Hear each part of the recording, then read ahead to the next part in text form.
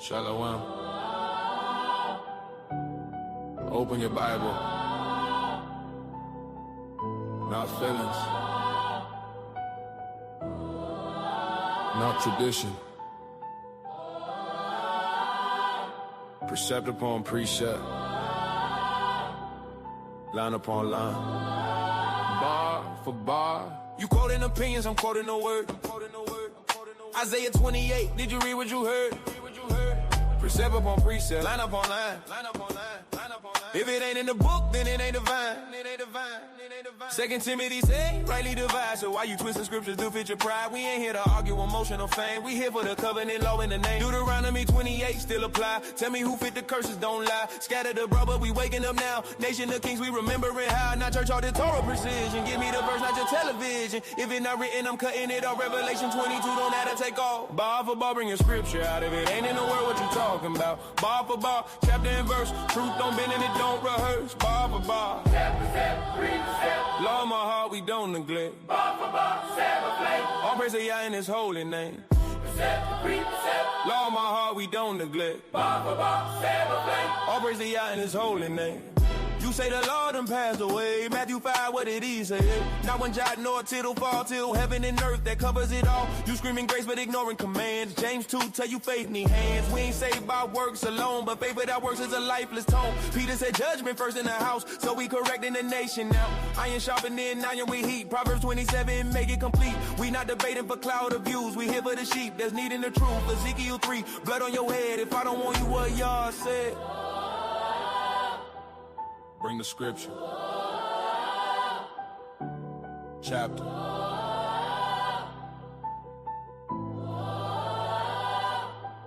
If it's true, it stands. If it's not, it falls.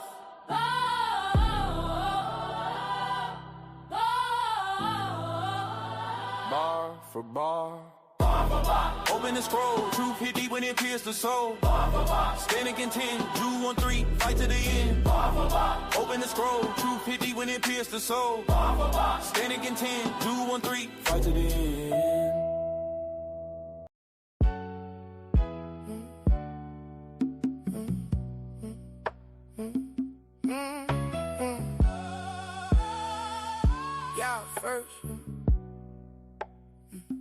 Y'all first, let the whole place rise. Friday night fire with the truth in our eyes. Sons of thunder, let the whole room know. We stand on the word and we move in the glow. We came through the week, now the camp stands strong. Built by the truth, let the weak stand on. This ain't for show, this a people with aim. Law in the heart, we stand in the name. Stand in the name. Let the whole room answer. Children of Israel, built through the pressure. Stand in the name. Let the whole camp speak. All pray, yeah, that's the power we keep. Stand in the name. Let the whole earth hear it. Truth in the chest, let the Most High steer it. Stand in the name. Let the whole thing ring. Friday night class, let the whole room sing. I learned the hard way, flesh can't lead right. That's why I keep the Most High in my sight. World teach pride, but the Lord teach measure. How to stay firm when the days bring pressure. Brothers in the room with the weak on they back. Still standing tall, still keeping intact. Still trying to lead with the truth in their chest. Still trying to build and correct what's left. And that's why this sound got weight in it. Not hype for a crowd, got faith in it. Not built on men, let the order stay clear. Honor in rank, but the throne stay there. Stand in the name, let the whole room answer. Children of Israel, built through the pressure. Stand in the name, let the whole camp speak. All praise, yeah, that's the power we keep. Stand in the name, let the whole earth hear it. Truth in the chest, let the Most High steer it. Stand in the name, let the whole thing ring. Friday night class, let the whole room sing. no throne for flesh, yeah. Y'all get the glory, yeah. Truth in the room, now tell that story, hey. This for the elders that held that line. This for the young men learning in time. This for the sisters that walk with grace. This for the children that know their place. This for a nation remembering breath. This for dry bones that rise from death. This for the remnant that still stand firm. Still seeking wisdom and seeking to learn. So let the drums hit low and the whole room move. Let the words ring clear with a righteous groove. Sons of thunder, let the whole camp know. The most high reign and the truth still go. Stand in the name, let the whole room answer. Children of Israel, built through the pressure. Stand in the name, let the whole camp speak. All praise Yah, that's the power we keep. Stand in the name, let the whole earth hear it. Truth in the chest, let the most high steer it. Stand in the name, let the whole thing ring. Friday night class, let the whole room sing. God first, truth next. Sons of thunder, that's respect.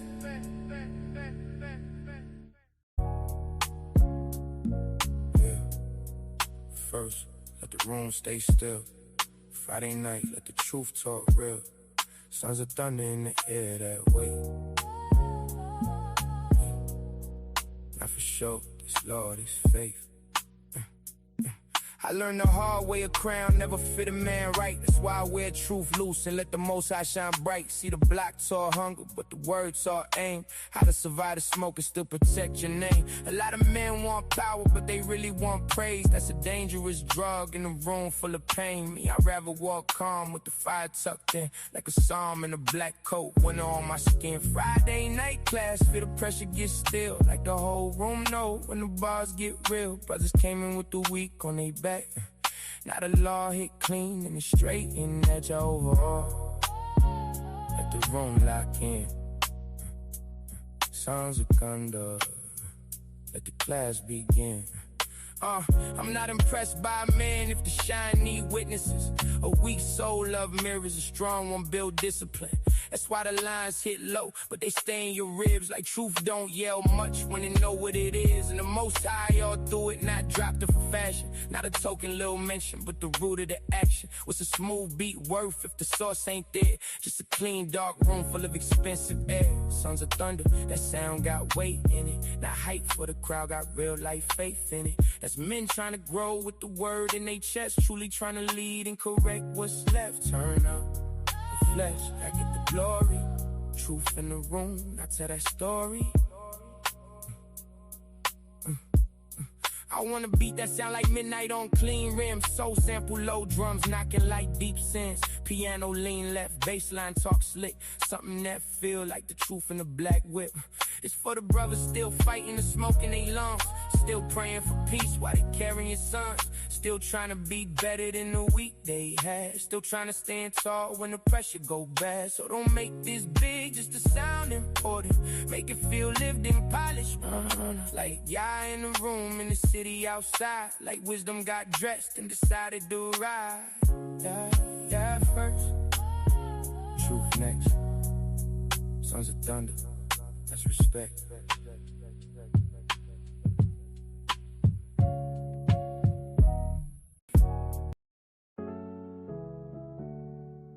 Thunder in the clouds, thunder in the clouds, thunder in the clouds, thunder in the clouds, thunder in the clouds, lightning in the sky. Friday night class, let the whole earth know who rides. Sons of thunder in the building, truth in the air. All praise the eye. Sons of thunder, let the whole room shake. Truth hit hard, let the falsehood break. Lightning flash every time we speak. All praise Yah, that's the power we keep. Sons of thunder, we was built for war. Boots on the ground, bring the law once more. And salute Yah, how, but the glory eyes. Friday night thunder. thunder, let the whole sky spark. When the storm roll in and the night gets still, that's the hour real man get forged by will, not by ego, not by fame, not by face, but by how you stand when the truth tests fate. Sons of thunder hit a name, hit a weight like a drum in the chest when the remnant wait. Not a weak sound, not a soft parade, it's that iron and fire when the line get made. Friday night class, let the whole block hear. Truth so strong, make the demons fear. Every lie gets stripped when the scriptures land, and the proud get checked when the word starts slaying. We ain't built from trends, we ain't built from views. We was building correction, pain and truth. Street corners, cold nights, boots and prayer, thunder in the mouth, judgment in the thunder, let the whole room shake. Truth hit hard, let the falsehood break. Lightning flash every time we speak. All praise, yeah, that's the power we keep. Sons of thunder, we was built for war. Boots on the ground, bring the law once more. Salute ya how, but the glory eyes. Friday night thunder, let the whole sky spark. This for the brothers that stood in the rain, still held the line when the world was strange, still cracked the book when the flesh they cray, still to them cousin ain't run from me. This for the fire and the voice of the camp, this for the men still holding the lamp, this for the truth when it strike like flame, this for the ones that ain't broke for fame. You can hear that storm when the lessons rise like a trumpet blast in the blackest skies. No man get crowned in the place he eye, but unaware on the do in the walk of law. So salute to your high, let's order in ranks, but we been at knee, only where it belongs, and thanks to the most high power that shook these bones. Now the thunder live in the hearts of Roman strong. Thunder, shake the ground, lightning, strike it down. Friday night, truth go live. Thunder, shake the ground, shake the ground, shake the ground. Sons of thunder, sons of thunder, let the whole room shake. Truth hit hard, let the falsehood break. Lightning flash every time we speak. All praise, yeah, that's the power we keep. Sons of thunder, we was built for war. Boots on the ground, bring the law one more. Salute ya how, but the glory I. Friday night thunder, let the whole sky spark.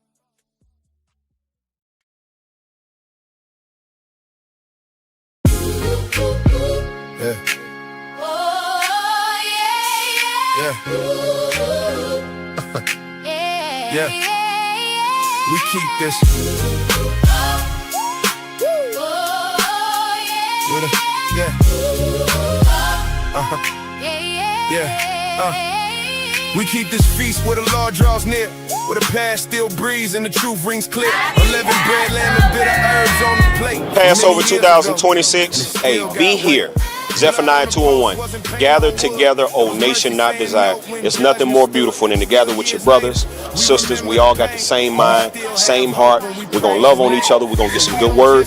Then we're going to get some good food. Hey, be here next year, 2027. Shalom. Still love self, will still hate truth, will still fear man more than fear what's true. And Christ in the meaning, he the King of Kings, the unblemished lamb, the true offering. So we keep this feast with a humble mind, asking y'all purge what was left behind. we keepin' Passover, With the blood in view, sons of thunder, trying to be made new. give us a rest, Holding peace in place, and mercy still moving. through the house by grace. Yeah. We have to take the royalhood back. That's why we're here. A new nation starts with the transformation of the people. And the transformation of the people starts with you. We can't forget the reason why we fell, but the Lord will still break what our own will build, still bring all men low to their face. You gotta stop sinning. The brother told you earlier, if you came in here, the same sins that you had last year, okay? You're not getting in the ground. Okay? You gotta repent. Alright? Move on and say, get ready for the next battle. Satan ain't gonna leave you alone. The dragon is wrong. Alright? For those that keep the commandments of God. With the blood in you, Sons of thunder, trying to be made new. give us a rest, Holding peace in place, and mercy still moving. through the house by grace. Brotherhood is more. These are the instructions from a father to a son, and it's all right. So he loved us enough Now, to keep it a secret for him and his boys, he taught it to us all. That's love. That's what we gotta do. We gotta stop this whole, I love Israel, but Israel is my camp. My love is reserved. My love ain't reserved for just SOT. I don't care what camp you're in. You an Israelite, what's up? You hungry? Thirsty?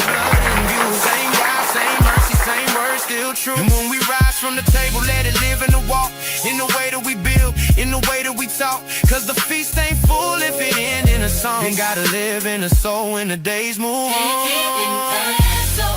As we sit here together to reenact this Last Supper that we about to do, that's what y'all excited for, Con? We about to reenact the Last Supper and give our reverence to Yahweh. We're not doing the Last Supper. Y'all think we're doing the Last Supper because we keep the commandments perfect? And we actually follow the law the way the Israelites was doing it in the BC days? That was the thing? No. We do these things to the best of our ability. Earnest. With all our whole soul, our whole heart, and our whole mind. That is the best of your ability.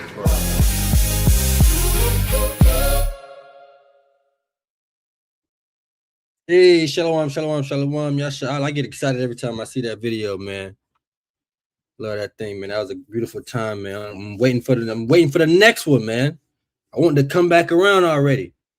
Right, but we got a couple of things coming up. Obviously, we got the makeup Passover. I think that's April 30th. For brothers and sisters that need to do that. Then we got I think it's Day of Simon or Simeon. After that, then First Fruit. Then obviously then Tabernacles, right? So we got a lot of things lined up and coming up soon. So make sure everybody's getting all their affairs in order, right? You see the title, right? Rooted in oppression, this pain was passed down, right? We got a good, interesting video, 2 videos, if we can get to both of them, about pain that was passed down and the oppression that came with it to cause some of this pain. Right?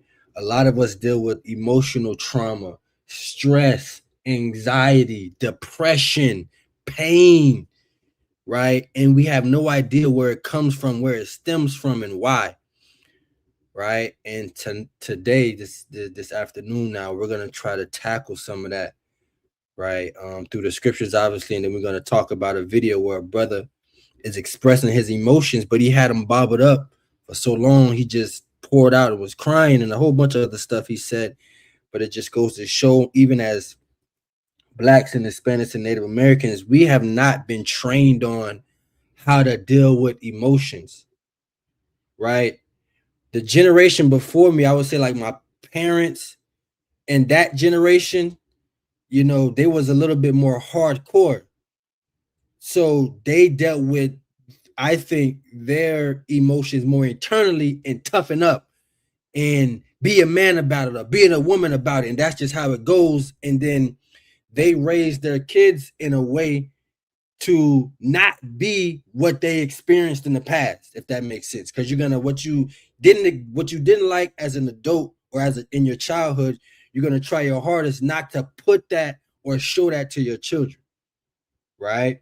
And then our generation, meaning I would say that probably stopped at the 80s. 90s on down, right, is very emotional. Very emotional. They always depressed, have too much anxiety, right? And I think our problem would be is not understanding how to control it. That's why you got the YN. That's what the YN is a young man. That's a 2000 baby. They can't control their emotions. They revert straight to violence. Well, why is that? No father in the household to control that. You're not going outside anymore, right? You can't be publicly shamed anymore. No one's going for that. So as soon as something happens in your life as a woman or a man now, you respond emotionally. And that's why you see like our young sister, Tiana Robinson, unfortunate events like that is because it's a lot of emotions flying around. Not to add on what they putting in the foods and the waters and all of that good stuff, right? Or terrible stuff, I should say, rather. So we're going to try to dive into some of that today. I want to start with one of the curses. Give me Deuteronomy 28. All right, shalom to everybody that's in the chat. The water for tuning in to another episode of the Bar4Bar. Somebody asked about the music. You got to go to AI Bible Music right on YouTube. AI Bible Music. I'm a good brother. He makes some of them tunes. He made those tunes that you was listening to as we was bringing in the class. And he got those songs are on his channels, but you'll thank me later once you get on his channel and you hear his music. Right, you'll say, okay, this is what I would needed or wanted. He got a whole plethora of mixtape, music, playlist, whatever you're looking for. Right. Shout out to the brothers that's going to Cameron. We got SOT, Baton Rouge out there. We got Bay Area. We got Chicago. We got Cincinnati. Right, all the brothers, man, doing the work. So tune in and check out some of those channels. Right, make sure you subscribe. Make sure you liking. Make sure you're hitting the notification bells. Right. As the truth is growing and as the word is spreading, right? How should I said it, man? It's a lot of people to be fed, but it's not a lot of feeders. It's not a lot of laborers. The harvest is plenty, but it's not a lot of people pushing that plow, man. So whether you're doing it on YouTube, you in a camp, you behind the scenes, you letting your light shine, all hands have to be on deck, man. Because nobody else is concerned about the plight of our people but us. There's no seat at the UN table for you. They're not concerned about your problems, right? I just was watching on the news at work. One of the Edomite soldiers, the sidebar, made a bet on when the president of Venezuela would be captured. They placed a bet and if he would be released and made millions of dollars. He's under investigation right now. And all the people that was set up made millions of dollars, right, on a parlay if this president was going to be captured and or released. A parlay on this. That's what they're concerned about. They're not concerned about that, sister. They're not concerned about what the general was talking about. They like that of you. Continue to destroy your people and continue to push Christianity and effeminism. That's what they're concerned about. So you have to be concerned about this. Watch this. This has to become priority. Prayer, community purpose, establish a code and a mission. That has to become the purpose, right? And once that becomes the purpose and the mission is being sought out, we is that much closer to getting out of here. All right, so I hope brothers and sisters understand it. Any other brothers got anything before we get into some of these videos and the precept? Okay, can I give me Deuteronomy 28 and let's read 48. This is the book of Deuteronomy, chapter 28, verse 48. Read out. Therefore shalt thou serve thy enemies, which the Lord shall send against thee. What are we gonna do? Serve the enemies, thy enemies, which the Lord shall send against thee. We're gonna be in complete servitude. Do you see this thumbnail? This is a beautiful thumbnail that my mighty brother Charlotte made. These people and us scattered abroad are going to serve their enemies in what? In hunger, and in thirst, for and in nakedness. For all your food supply and clothes, these people have to serve their and they're not gonna make it easy. Matter of fact, when you want food, it's a colored only door. There's a white water and there's a black water. For your bathroom, there's a white and there's a black. That's how it used to be. It made it hard. My Native American brothers and sisters, I'm gonna act like I'm gonna be your friend. We're gonna make thousands of peace treaties and treaties with you, break them all, and then send you down the Trail of Tears.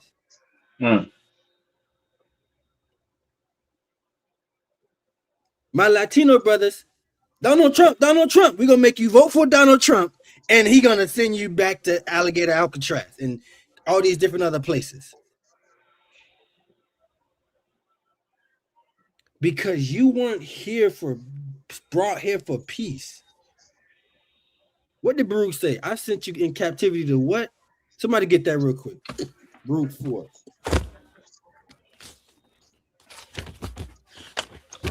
quick on the sword with that. Counter to 1. Bring it out. This is the book of Baruch. What'd you say? Read verse 6. Counter to 1. This is the book of Baruch, chapter 4 and verse 6. You were sold to the nations, not for your destruction, but because ye moved God to wrath, ye were delivered unto the enemies. So because we moved the Most High into wrath, we were delivered unto our enemies. See, and we say that so lightly, right? But think about what all of this comes with. Getting your land stolen, getting raped, being sex trafficked, basically. Robbed and murdered, stripped of nationality, heritage, and names. Imagine the trauma that comes with that. The pain that is passed down to make you, when you get pulled over, you in fear. Why? Why are you in fear? Your insurance is good. Your ID is good. Your registration and tags are perfect. Why are you still nervous when you get pulled over? You go to checking. Did I bring? You know you got your wallet. You did the check. Phone, keys, wallet. You did the check. You checking to see if you got your wallet. You're fumbling. Why? Because that's the oppression and trauma that was passed down. Right? It's that fear that they place or tried to place in you. Right? Go back to Deuteronomy. Read that. Count out of 1. This is the book of Deuteronomy, chapter 28, verse 48, starting from the top. Therefore shall thou serve thy enemies, which the Lord shall send against thee, in hunger and in thirst, and in nakedness, and in want of all things. And he shall put a yoke of iron upon thy neck until he have destroyed thee. He's gonna put a yoke of iron upon thy neck until he has destroyed you. When you look at our people today, we're destroyed. The yoke is off. They've placed the yoke on your mind, keeping up with social media, keeping up with the Joneses, not understanding how to deal with stress, not understanding how to deal with depression, not understanding how to deal with trauma. But you know what's funny? Let's take this off the screen because this is funny to me. Blacks, Latinos, and Native Americans are the only people that their trauma does not matter. Their oppression does not matter. They've done studies on the Holocaust and showed how cortisol levels have been increased from the survivors of the Holocaust to their children and children and children. They've done these studies. How the survivors of Holocaust that had children, their rates of anxiety and PTSD are spiked. But for us, just get over it. For us, it doesn't matter. I want to read some of this to y'all. I went and got a study from PubMed Central, right? And I want to go into this real quick before we get into the video, just to show the proof how our plight is suck it up. Our plight, you never went through slavery. Our plight, were you ever whooped? Were you ever beaten? Was your land ever stolen? Our plight, well, you got freedom now. But everybody else, when they go through something traumatic or as traumatic as we did, which no one did, period, but something that was close, they have studies and articles, DNA testing. Yes. They testing the hormones, stress hormones, to see. They're diving into the DNA and see how the molecular structure of the DNA has changed from people that have been in traumatic situations. But us, no. Suck it up, black man. Suck it up, Latino, Native American, man, woman, and child. Get over it. Watch this. Coach, I want you to read this for me real quick. Count that one. Let me make it a little bit bigger. There we go. Can you see that? Count that one. This is the intergenerational consequences of the Holocaust on offspring mental health. A systematic review of associated factors and mechanisms. Let's just look at the abstract of basically what they're going to talk about, the summary almost, what they're going to dive into. Let's look at this. Exposure to war and violence has major consequences for society at large, detrimental impact on people's individual lives, and may also have intergenerational consequences. To gain more insight into these intergenerational consequences, research addressing the impact of the Holocaust on offspring is an important source of information. Is it important? Why didn't they do this for our offspring? Okay. For not 3 years in a war, 400 years. Jim Crow, war on drugs. Then in the 2000s, it was you can get unalived by a police officer on live camera. It's not a traumatic intergenerational consequences. That just means passed down trauma. That's not that. And Salakia. Go ahead, Cap. And that's why so much energy was put into dehumanizing us as a people. Or even prior to the African Americans, the Native Americans, calling them savages. You just savages, because Esau understands that because his plans are usually so wicked and require taking over a thing by force, that he has to dehumanize that thing, so that way it doesn't get empathy from all the viewing eyes or the other nations or the people that they want to do business with. And so that's why he gave you, you know what, they don't feel a thing. You can just do any old thing to them, or that's why studies we're showing, looking at the cranial remains of us as opposed to the Edomites. We did a video on it.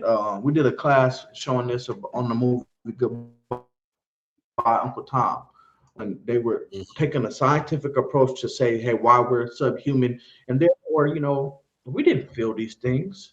Our plight, our trauma, our tragedies were not taken seriously because it was okay to do it. And then even once that was done, then that's when they gave you the 3/5 of a human. So you see, there's so many things put in place to try to make it seem okay, but them, because I think this talking about Yehuda's, Rachel Yehuda's study. Yep. Okay, yeah. So perfect. There's tons of studies in the affected trauma on anyone else. Or look, you see to this day, let an Edomite woman cry. Let her cry. She will move the mountains. She will move mountains. But us, we get told to suck it up. We get called emotionally erratic. Or you know what? You seem a little stressed out. Why don't we send CPS over there? See if that's a safe environment. You understand? But we're gonna get into it. In school, real quick, in school, there was a PowerPoint slide on why you have to equally give pain medicines to all races equally, because there was a study shown, or doctors thought that Black women didn't feel pain like everybody else, so they don't need as much pain medicine. So you can do something to them without giving them pain medicine. Right.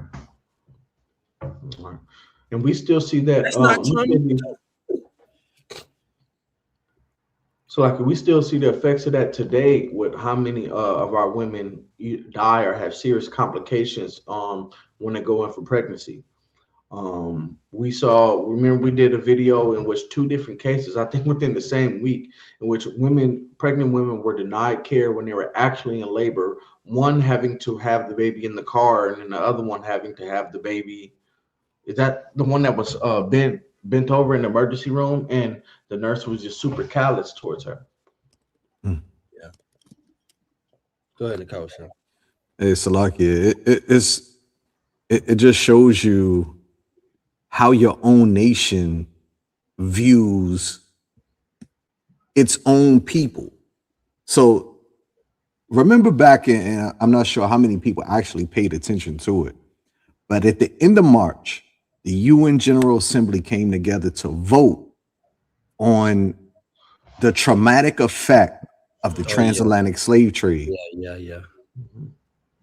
What was it? 123 countries or 123 votes voted that this was a traumatic experience for the so-called Negro.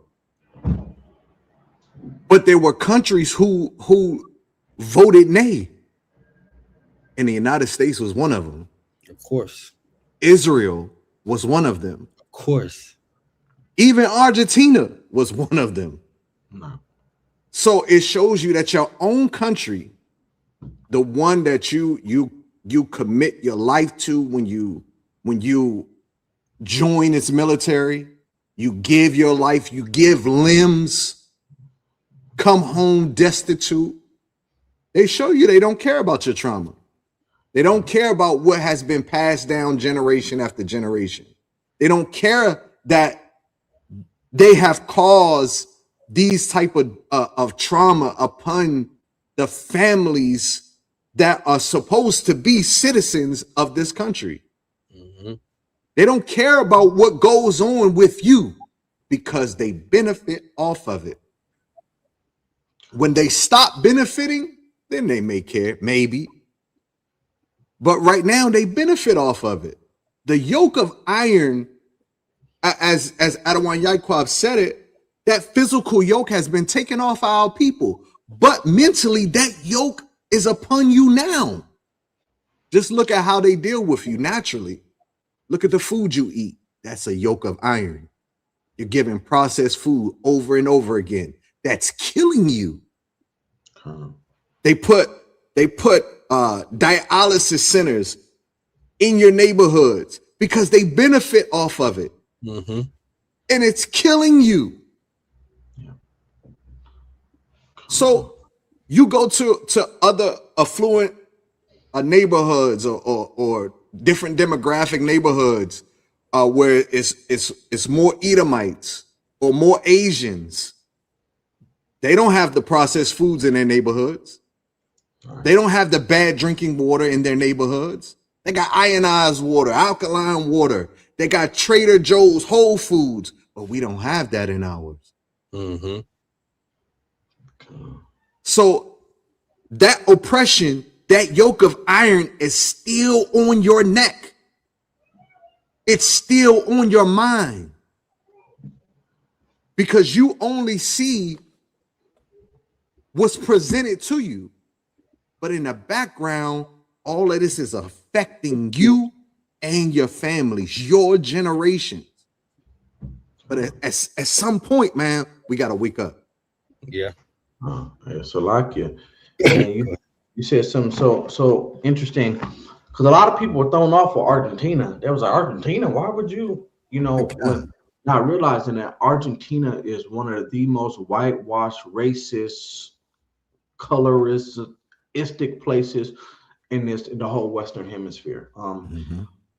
Actually, that was quite as kept. Argentina was a safe haven for a lot of the Nazis after World War II.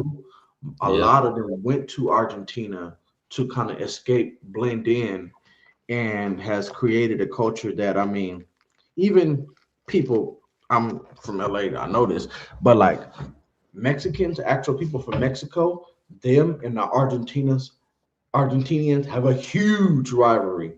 They don't even like letting Argentinians pass through the border to come over here like that, or they tax them real high because Argentinians are very, very racist and colorism is crazy. And so that's why they tax them, or they be like, nope, you can't come through because of the internal struggle with white supremacy. Sorry. Yeah, I was gonna say something else. I'll wait. Okay, let's get back to this, right? So I don't want to read all of this. let's just go from right here. All right. Call out one. Various parent and child characteristics and their interactions were found to contribute to the development of psychological symptoms and biological and epigenetic variations. Parental mental health problems, perceived parenting, attachment quality, and parental gender appeared to be influential for the mental well being of their offspring. In addition, having two survivor parents resulted in higher mental health problems compared to having one survivor parent.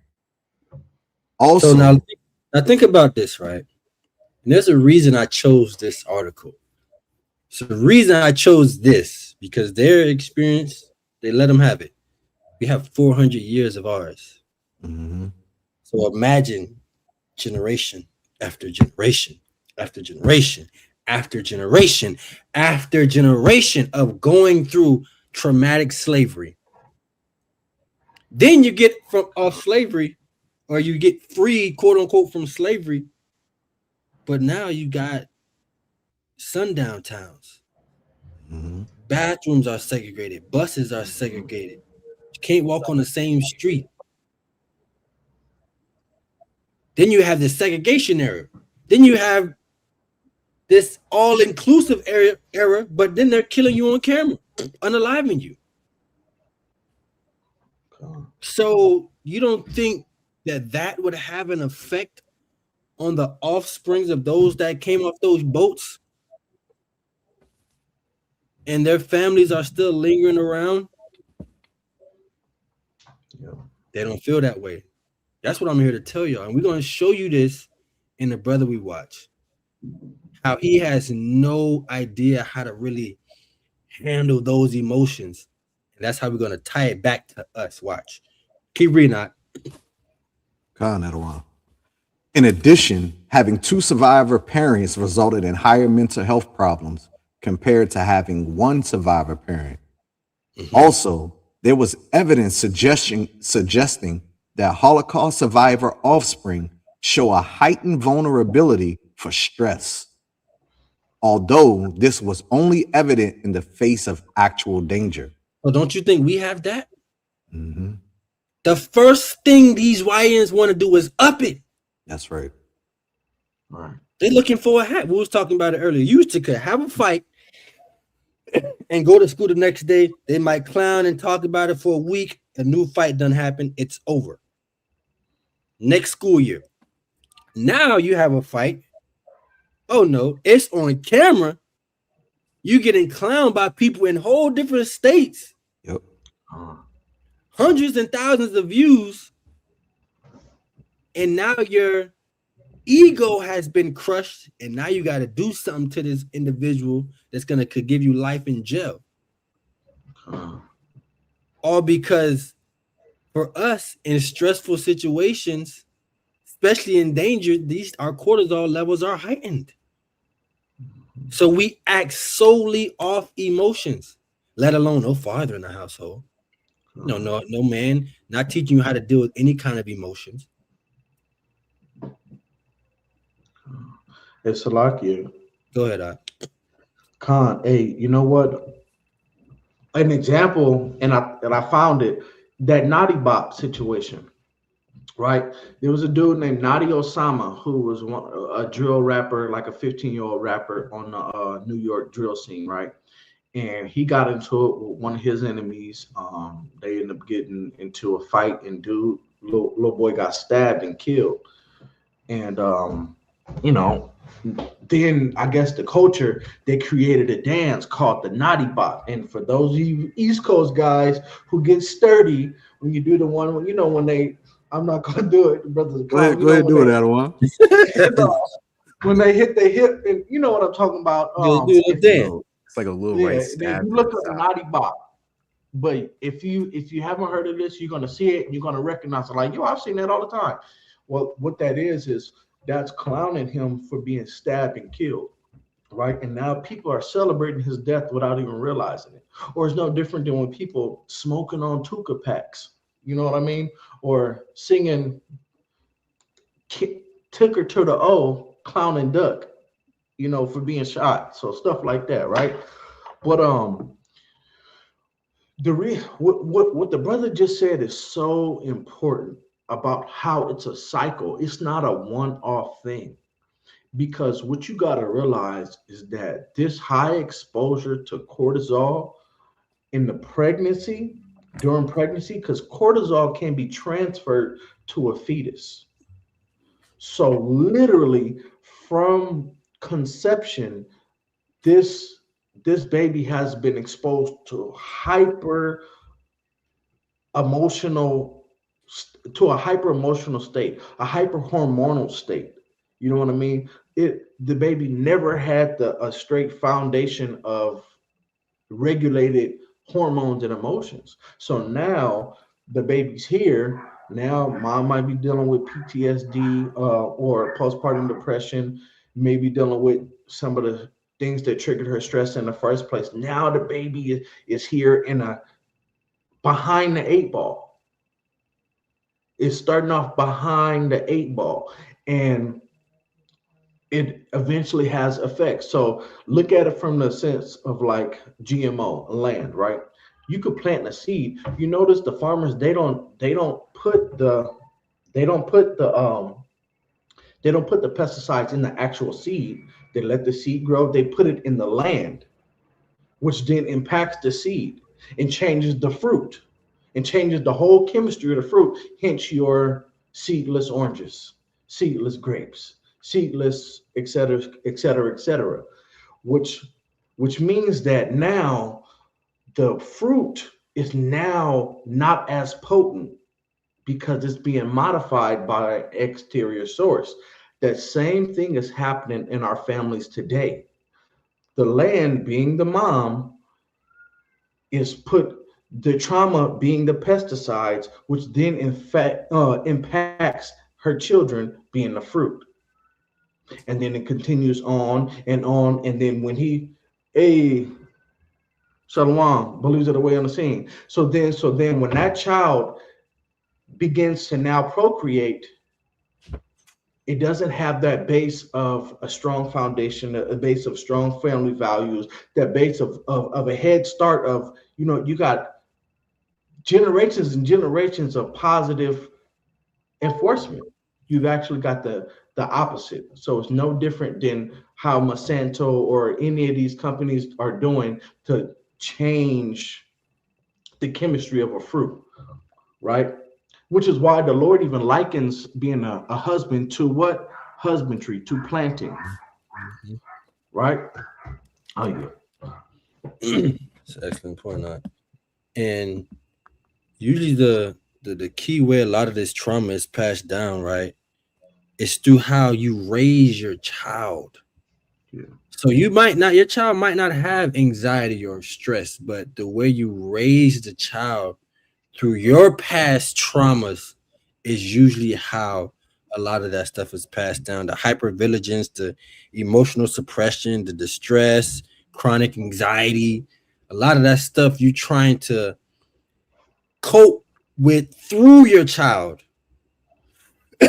And that's why you see a lot of the I don't need no man when it comes to a woman. Right? Because what? They probably didn't have a father and their mother talked bad about their father. And then they grew up getting emotionally hurt by different men. So now you don't think you need a man. So now you put that on your daughter, and now she grows up and the cycle continues. And now we have a generation of women who feel like they don't need a man, not even to have a baby at this point. They got it figured out. Or even their sons. You don't need me. I don't have utility in this world. I'm not useful. You say dudes ain't ish. So when I see this next man that him and I are enemies, I have no problem taking his life. Because what? Dudes ain't ish anyway, and he has no use in society. That's right. Salakia, before we jump into the video, brother, give me Ecclesiastes chapter 4. Start at the top. And just understanding how our people and our forefathers even viewed this type of subject. It's profound, you know, for Solomon to even address the issue. It shows you generation after generation after generation, that cycle continues. But something has to change. Read that when you got it. This is the book of Ecclesiastes, chapter 4, verse 1. Read out. So I returned and considered all the oppressions that are done under the sun. Yep. And behold, the tears of such as were oppressed, and they had no comforter. And on the side of their oppressors, there was power, but they had no comforter. Man, so even Solomon being able to understand and see and feel the oppression of his people and understand, man, hey, look at the trauma that they're facing. They crying in the night. They're fearful. The oppression that has come upon his people, no matter what the state of that person is, economically, you know, it don't matter his job, it don't matter his title, position, none of that matters. But when that pain is come upon that person, there's no comfort. And that same cycle continues to evolve and evolve and evolve. And every generation sees the effect of that oppression, sees the effect of that pain. And because there was no comfort, there was no way to address it, it continues. Yep. But it's heightened on the next generation. And then it's heightened on the next generation. And that cycle is repetitive. Keep reading. Verse 2. Wherefore I praise the dead which are already dead, more than the living. Salakia, that right there, man, is a profound statement all in itself. I glorify the dead because they no longer face the oppression. They no longer have those tears. But the living that are still alive, I can't praise them because they still fighting. They still going through the trauma. They still dealing with the drama. The emotional effect, that lasting effect, is still crushing them. So I gotta praise the dead. It's better that man's life is ended than for him to have to constantly face this generation after generation. Keep reading. Start from the top. Wherefore I praise the dead which are already dead, more than the living which are yet alive. Yea, better is he than both they, which have not yet been, who have not seen the evil work that is done under the sun.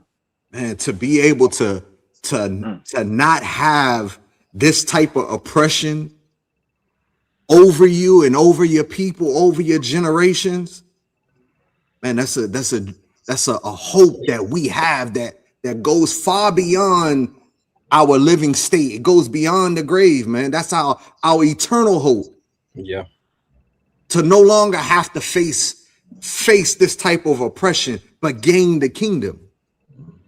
That's what Solomon is saying in these proverbs, man. And to move into the video, you see this right here. The oppression with no comfort. That's it. Even if we look at, like, let me ask the chat this question. Officer just popped on. Shalom. Shalom. Right. Even if I ask the question, out of the nations that's in America, all the nations, which nation suffers one of the highest rates of suicide? Does anyone know? One of. It's not the top, but they're up there. Right. Does the chat know which nation suffers like at the top? Obviously Esau, right? Esau is definitely up there. Hey, shout out to BLW too. My brothers, man. Salute to them brothers. Esau is definitely at the top. Right. But our Native American brothers and sisters, high, very high. Very high, right? Very, very high. All right, so somebody got it. Yazba in the US, Native American, right? When you look at what they've been through as far as having an established nation, GAD, right? People getting that.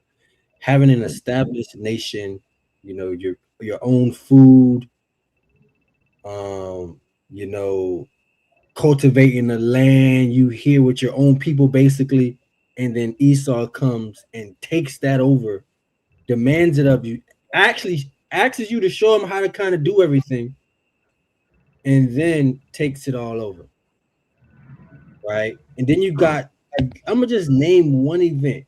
I think this was in what? Let me get to where I had some notes. Where's it? Okay, here we go, right here. It said the Trail of Tears. What was I looking at? Okay, here we go. Was 1830, right? Trail of Tears. You had starvation, disease, exposure, right? Exhaustion. That's just one trauma. Then you had the boarding school era, where they was removing families. You couldn't speak your language, and you were forced to basically assimilate in different cultures. And then from all of that, the Native Americans suffer one of the highest rates of suicide. You think that's just random? It's not just a random thing. You think it's just random that so-called blacks and Latinos don't have a father in the house? That's just random. That's just something that's known about us. That's just random.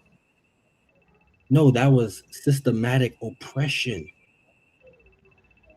When you watch the movie with the Native American, what is called The Good Moonflower? What's the name of that movie? Who knows the name of that movie? Let me get that. The Moonflower. Oh, over the flower moon or something. Something like that. Killers of the Flower Moon. That's great. There you go, Ad. When you watch that movie and you see how they placed alcohol married into these cultures, there you go. Somebody got it. And then bombed, unalived, and murdered our Native American brothers and sisters just for the land is ridiculous. Hey, and Salakia, they were taking advantage of the Dawes Act, which was a law that had to be in place because Esau was so wicked. He's like, okay, it's tens of millions. We can at least give them a little bit of something, and had governmental protections and benefits for those with Native American heritage. Esau couldn't even let them have that. He had to become that $5 Indian, and I don't want to spoil the movie, but use very interesting tactics to even try to take that. It's no different than when DEI or any of the other policies are changed to make things equitable, are now hijacked by alphabetical movements or by Edomite women movements, and diversity that was meant for us is now being taken for them. Yeah. Hey, but real quick, when you're done with this, I got a little bit I'm gonna read in Psalms. Bring it out. Bring it out. Psalms chapter 10, start at verse 1, Baba Kashab. Right, because you brought out a very interesting point earlier in that Baruch. This is not for the destruction of our nation, but this is for the chastening of our people. The Lord wants us to repent and get it right, right? But go ahead. Psalm chapter 10. Count on them. This is Psalm 10, starting at verse 1. Why standest thou far off, O Lord? Why hidest thou thyself in times of trouble? Right? So sometimes it could seem like the Lord is standing far off and hiding himself in the times of trouble, right? But he's not. He's doing this because he wants you to repent. He wants you to be driven towards repentance and to lean on him. And if it takes that, have no other option than to call on God. Mhm. It's no different than when the shepherd has that one sheep that constantly going off the path, has to break his leg and then set him on the shoulder. So I can make sure I deliver you. I'd rather you be delivered with 3 good legs and a broken one than dead because you did not follow, right? But the reason why I came here is because, man, it's really interesting to show why this continues, right? It's giving a little bit of insight into the mind of the wicked, and it's showing really how this is able to happen like this generation over generation. Go ahead. Kind of 1 verse 2. The wicked in his pride doth persecute the poor. Mm-hmm. Let them be taken in the devices that they have imagined. You understand? So the wicked in his pride, because this is the prideful thing. It's a prideful thing to think that you're going to conquer people, to destroy people, to have no regard over their life, over their culture, over their anything. It is a prideful thing. So in his pride, he does what? Prosecute the poor. Right? Now we see that happening today. We see that happen when the Native Americans were made poor because all their resources were plundered, robbed, and stolen from them. We're seeing that happen now in the African American community when our resources were taken. And the moment we try to get a leg up, we got slapped down doing institutions, right? Keep going. Verse 3. For the wicked boasted of his heart's desire, and blessed the covetous whom the Lord abhorred. Right? The Western expansion, of his heart's desire. We're gonna actually make it the Strait of Trump. You know what? Forget the Gulf of Mexico. This is the Gulf of America. Hey, let's consider taking Canada too. Yeah. You know what I mean? Right? So we don't have to get the whole thing. Just go to verse 7. God out of 1 verse 7. His mouth is full of cursing and deceit and fraud. And what? And fraud. Cursing, deceit, and fraud. It'll probably be best suited for next week, but we're gonna get into some of that cursing, deceit, and fraud. Yeah, for sure. That manifests in the form of institutional racism, that manifests in the form of white supremacy, that manifests in the form of colorism and infighting among each group. Right? Keep going. Under his tongue is mischief and vanity. Yeah. Keep going. He sitteth in the lurking places of the villages. Mm-hmm. In the secret places doth he murder the innocent. Right? That's your eugenics. That's your GMO food. These are all of the things that are put in place to keep you at a high stress, high death environment. Right? Keep going. His eyes are privily set against the poor. Set against the poor, right? You notice a reoccurring theme. He's got to make a class of a people poor. So then when he does that, then you don't have to respect them as much. They're not human, they're subhuman, actually. They're more of a nuisance. I have to have a subservient class so I can elevate myself. And then that way, anybody who wants my resources, the closer you want to get to me, the more you have to mistreat that class that I deem to be subservient. And now you got other people promoting white supremacy just to get closer to Esau. It has nothing to do with hating you. Yeah. Right? But let's get to verse 11 to see how and why this is able to persist. God out of 1. Psalm 10, continuing in verse 11. He hath said in his heart, God hath forgotten. Mm-hmm. He hideth his face. He will never see it. And see, and that's what Esau think is happening with Gad right now. Man, what are we talking about? That for America was great. Everybody started off with a rocky start. Hey, we're here. We're about to celebrate 250 years. This is a great place because he think God has forgotten the blood that was spilled. And the Native American people, they feel forgotten. They feel disenfranchised. They feel taken advantage of. A lot of suicide is crazy, but so is substance abuse. It's crazy. Yeah. They have to drink their sorrows away, right? And Esau, the same thing he did to them, he did to us people. And guess what? Now he's trying to even move from the black people and do it to who? Back to the Latino community. And now he's trying to put us against one another.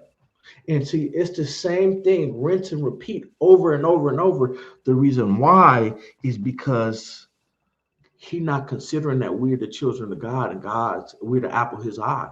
That's right. So he thinks, I don't care about them. He's going to continue to bless me.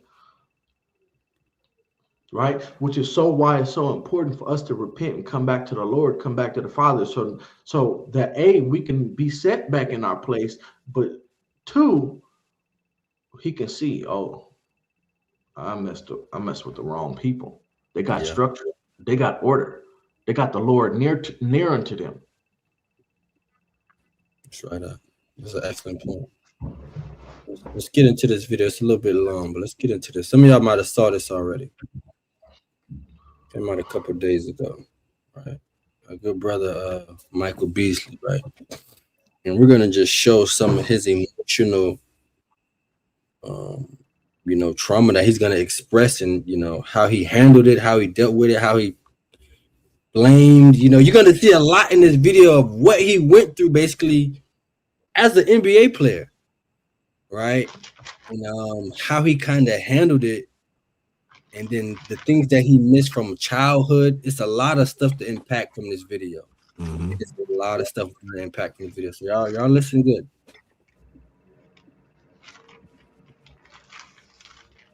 I just don't blame him. I just had to go.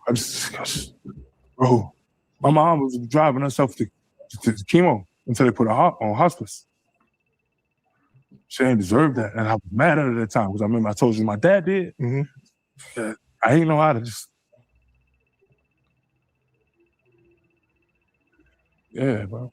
Let me sum it up a little bit. So his mom had cancer, and she wasn't completely honest with what stage of cancer she had. So she was driving herself to chemotherapy, but him and his mom was kind of going through it because his mom was painting a picture of basically his dad, but the dad was kind of like, I was looking for you all along. And that gave some resentment to him.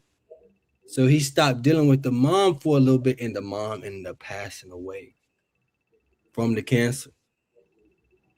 So now he's talked about this and had this emotional breakdown a few times, which is granted, it's just his mother that he really didn't get to speak to, in her passing or coming to, right?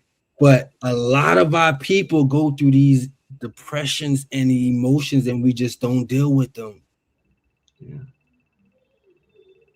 A lot of people in this chat right now have had that issue where your mother painted a picture of your father and it gave resentment to the father, and then you grew older and you talked to the father and wait a minute, it was never like that.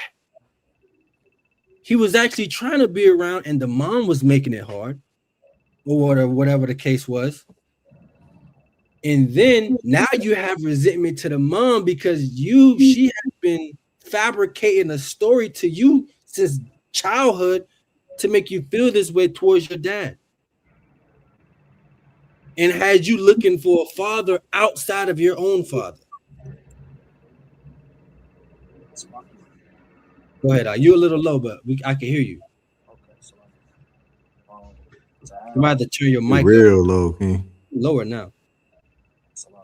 Go ahead, continue. I'll mess with my audio. Okay, come. All right, so I'm gonna let it play a little bit more. I'm gonna go back. So since we got the background story. Man, I just couldn't hold him.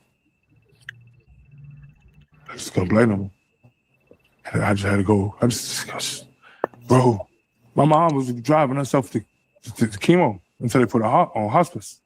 A lot of our people have this problem too. We don't like to talk about our will and what we want to happen if they get in a critical condition. Our people do not like to have this conversation and don't have a will. You don't have something written up. I don't want this, or I do want this if I'm in a critical condition. You leave your children to make that decision for you. That is a tough decision. I watch it all. I just watched it 2 days ago. Kept a young woman on life support. She was older, but she had children. Months. Because the children can't. It's a hard decision. But also, our people do this. They'll downplay the, I don't want to say disease, but the ailment that they have, whether it's the high blood pressure or the cancer, like in this situation, or the diabetes. Yep. They're downplaying these things when it's actually a problem. This is a part of all of that. That's the emotional stress. That is the physical stress. That's the coping mechanism. We don't want to say anything. We're gonna hide it and hold it back. I'll figure it out myself, and then you put your family or your children in a situation to where, Mom, what happened? You didn't say that it was this bad. Yeah, Salakia. Go ahead, Ak. You know, as men and women, you know, coming up in this life, it's your job as parents, as responsible adults for the heritage that the Most High has given you, to prepare them for this life, but ultimately you're preparing your children for this life without you. God. That's your job.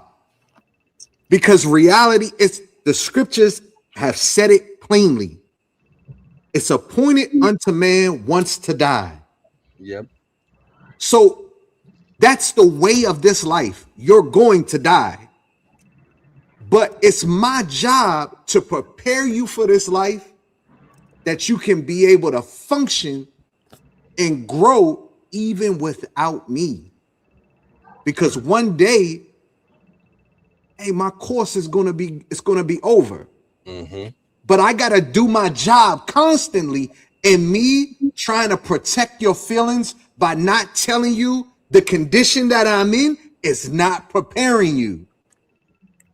Because once it hit, this is what happens. This is the traumatic experience that happens from you hiding what's going on with you. Because that child loves you so much.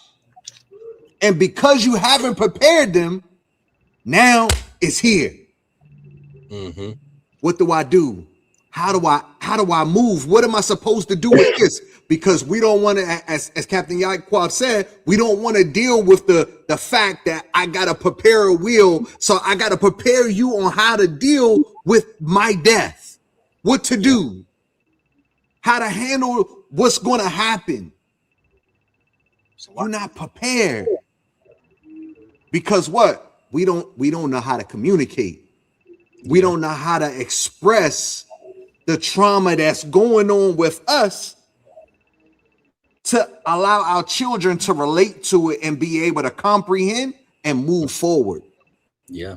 So we internalize it by, I'm not going to tell you to protect you, but it's not me not telling you to protect you. It's I haven't been able to cope with it myself. Yep. So I don't know how to express it. So what does that do? The cycle continues to evolve, man. And it does nothing but compound and compound and compound. And you're going to see that in this brother's statements. Yep. Go ahead, Charlotte. Slocky, can I be heard? It's still low, but I hear you. Okay, fine. Can the brother give me Genesis 2 and 24? I want to make a quick point. To add on to the trauma that we deal with growing up in broken homes, what is the norm in the household of most blacks? Is by 18, you out of there. You gotta Yeah. go, get out. And some of us leave before that time. We're out in the streets, 15, 14. We're never home. We're skipping school. We're doing so many things because we've taught each other that, like Officer Arizala put in the chat, he's like, you have to fend for yourself at a certain age. It's time for you to get out of the home and figure it out. But what does that do? What does that do? That causes us to be prematurely forced into a world that we haven't really been prepared for. And that's not our custom. It's not our custom. And we're going to read it here. Somebody read that for me. In Genesis 2 and 24. Count out of one. This is the book of Genesis, chapter 2, beginning at verse 24. Read. Therefore shall a man leave his father and his mother, and shall cleave unto his wife. Right.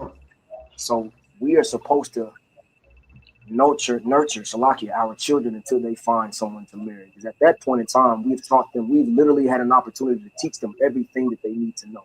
Is it going to be everything? No. We've given them an opportunity to make mistakes, have that safety net, so to speak, to come back and find the correct way to live their lives, man. So it's important that we learn that. That's what our heritage is. It's not kick your kids out as soon as they walk across the stage and graduate high school and get that diploma. Right. It's not preparing them for anything but to be dependent on someone else and go seek help to these other nations, to the white man, and to everyone else except for who they're supposed to be seeking help from and getting help from. Now you hey, go to, let me one real quick. Go to Proverbs 13 on that point, 13 and 22. Now y'all read that for me. Proverbs 13 and 22. I'll pass to y'all. Hold on. Count out of one. This is the book of Proverbs, chapter 13, verse 22. A good man leaveth an inheritance to his children's children. That obviously is talking about finances, right? But if you don't have finances to leave, you want to leave the wisdom. That's right. Let me ask y'all this question in my chat. Hold on, pause real quick. What is the difference between wisdom, knowledge, and understanding? It's a great question. It's a great question. What is the difference between wisdom, knowledge, and understanding? Let's start with wisdom first. The scriptures say a good man is going to leave an inheritance to his children's children. That's your grandkids. Jesus Christ. Salaki, I just had this conversation with my oldest daughter last night. We talked about, I told her, I was like, you and your sister, y'all have a home with me until you get married. This, whatever I have, I'm going to have to pass it to you. Yeah. We just talked about it. Salaki, like what Saint said, wisdom is applying the knowledge. I agree with that. All right, so then what is knowledge? If wisdom is to apply knowledge, what is knowledge? Hey, Salakia, I'm gonna read Proverbs 4 and 7 just to prove to people that they're different. That's right. Because some people might think that it's the same. Salaki, I'll read for you. Okay. I'm there. It's the book of Proverbs, chapter 4 and verse 7. Wisdom is the principal thing. Therefore, get wisdom, and with all thy getting, get understanding. Yes. As a matter of fact, read verse 8 for the sake of this. This is a hint. Count out of one, verse 8. Exalt her, and she shall promote thee. She shall bring thee to honor when thou dost embrace her. Boom. That's a hint for y'all. Let me see what we got in the chat. Wisdom is to know. Okay, you have the word in the definition, but to know what? Knowledge is what you've learned. Okay, information. Okay, so he's in there, right? So knowledge would be you have the ability to learn, or you have the the ability to understand information. You have knowledge. That doesn't mean you know how to apply it, but you can comprehend information. Mm-hmm. What's understanding? This is where it gets tricky because that kind of sounds like understanding. Mm-hmm.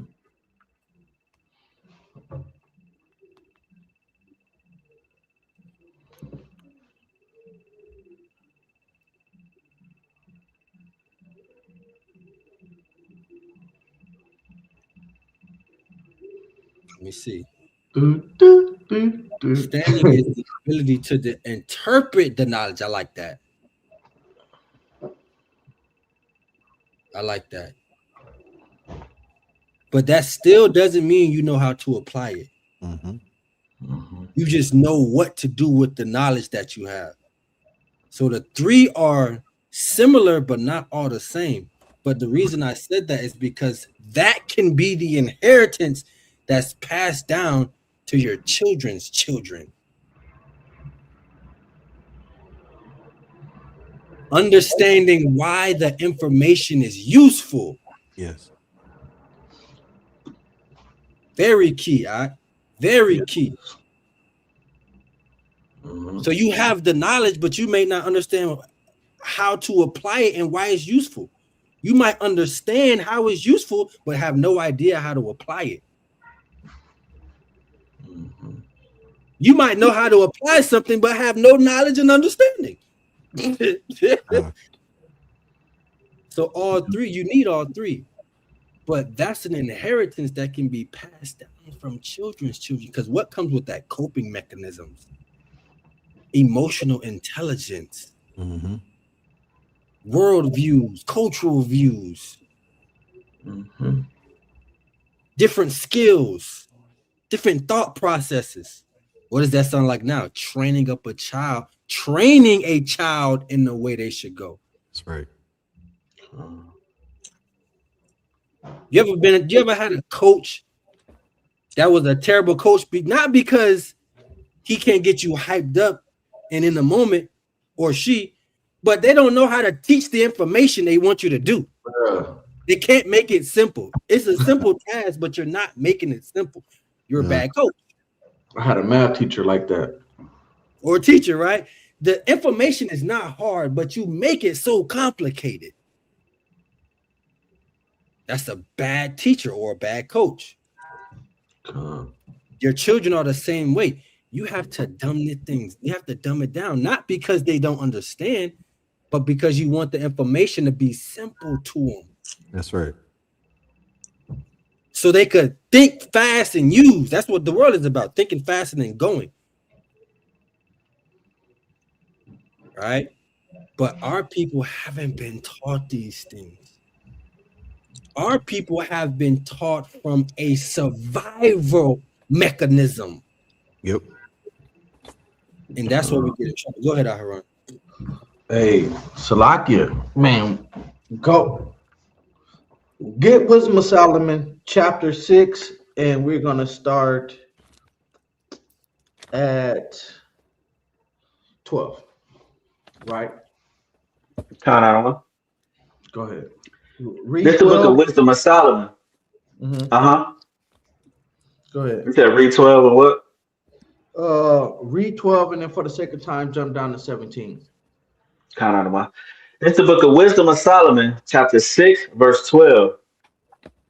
Wisdom is glorious and never fadeth away. Right? Yea, she is easily seen of them that love her, and found of such as seek her. Now, see, wisdom is so important and it never fades away. It's eternal, it's everlasting. Why?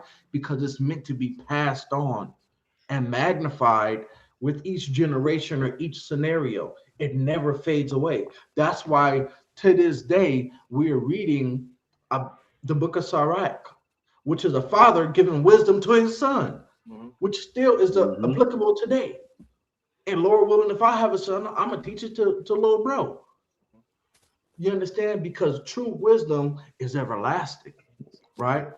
Now jump to 16, right? Because the subject is still wisdom. You mean 17 or Yeah, 16. Salakia. Yeah, 17. Count out one. Verse 17. For the very true beginning of her is the desire of discipline, Mm-hmm. and the care of discipline is love. So if you want wisdom, the very true beginning, you have to desire discipline. That's what? That's structure. That's order. That's the foundation, right?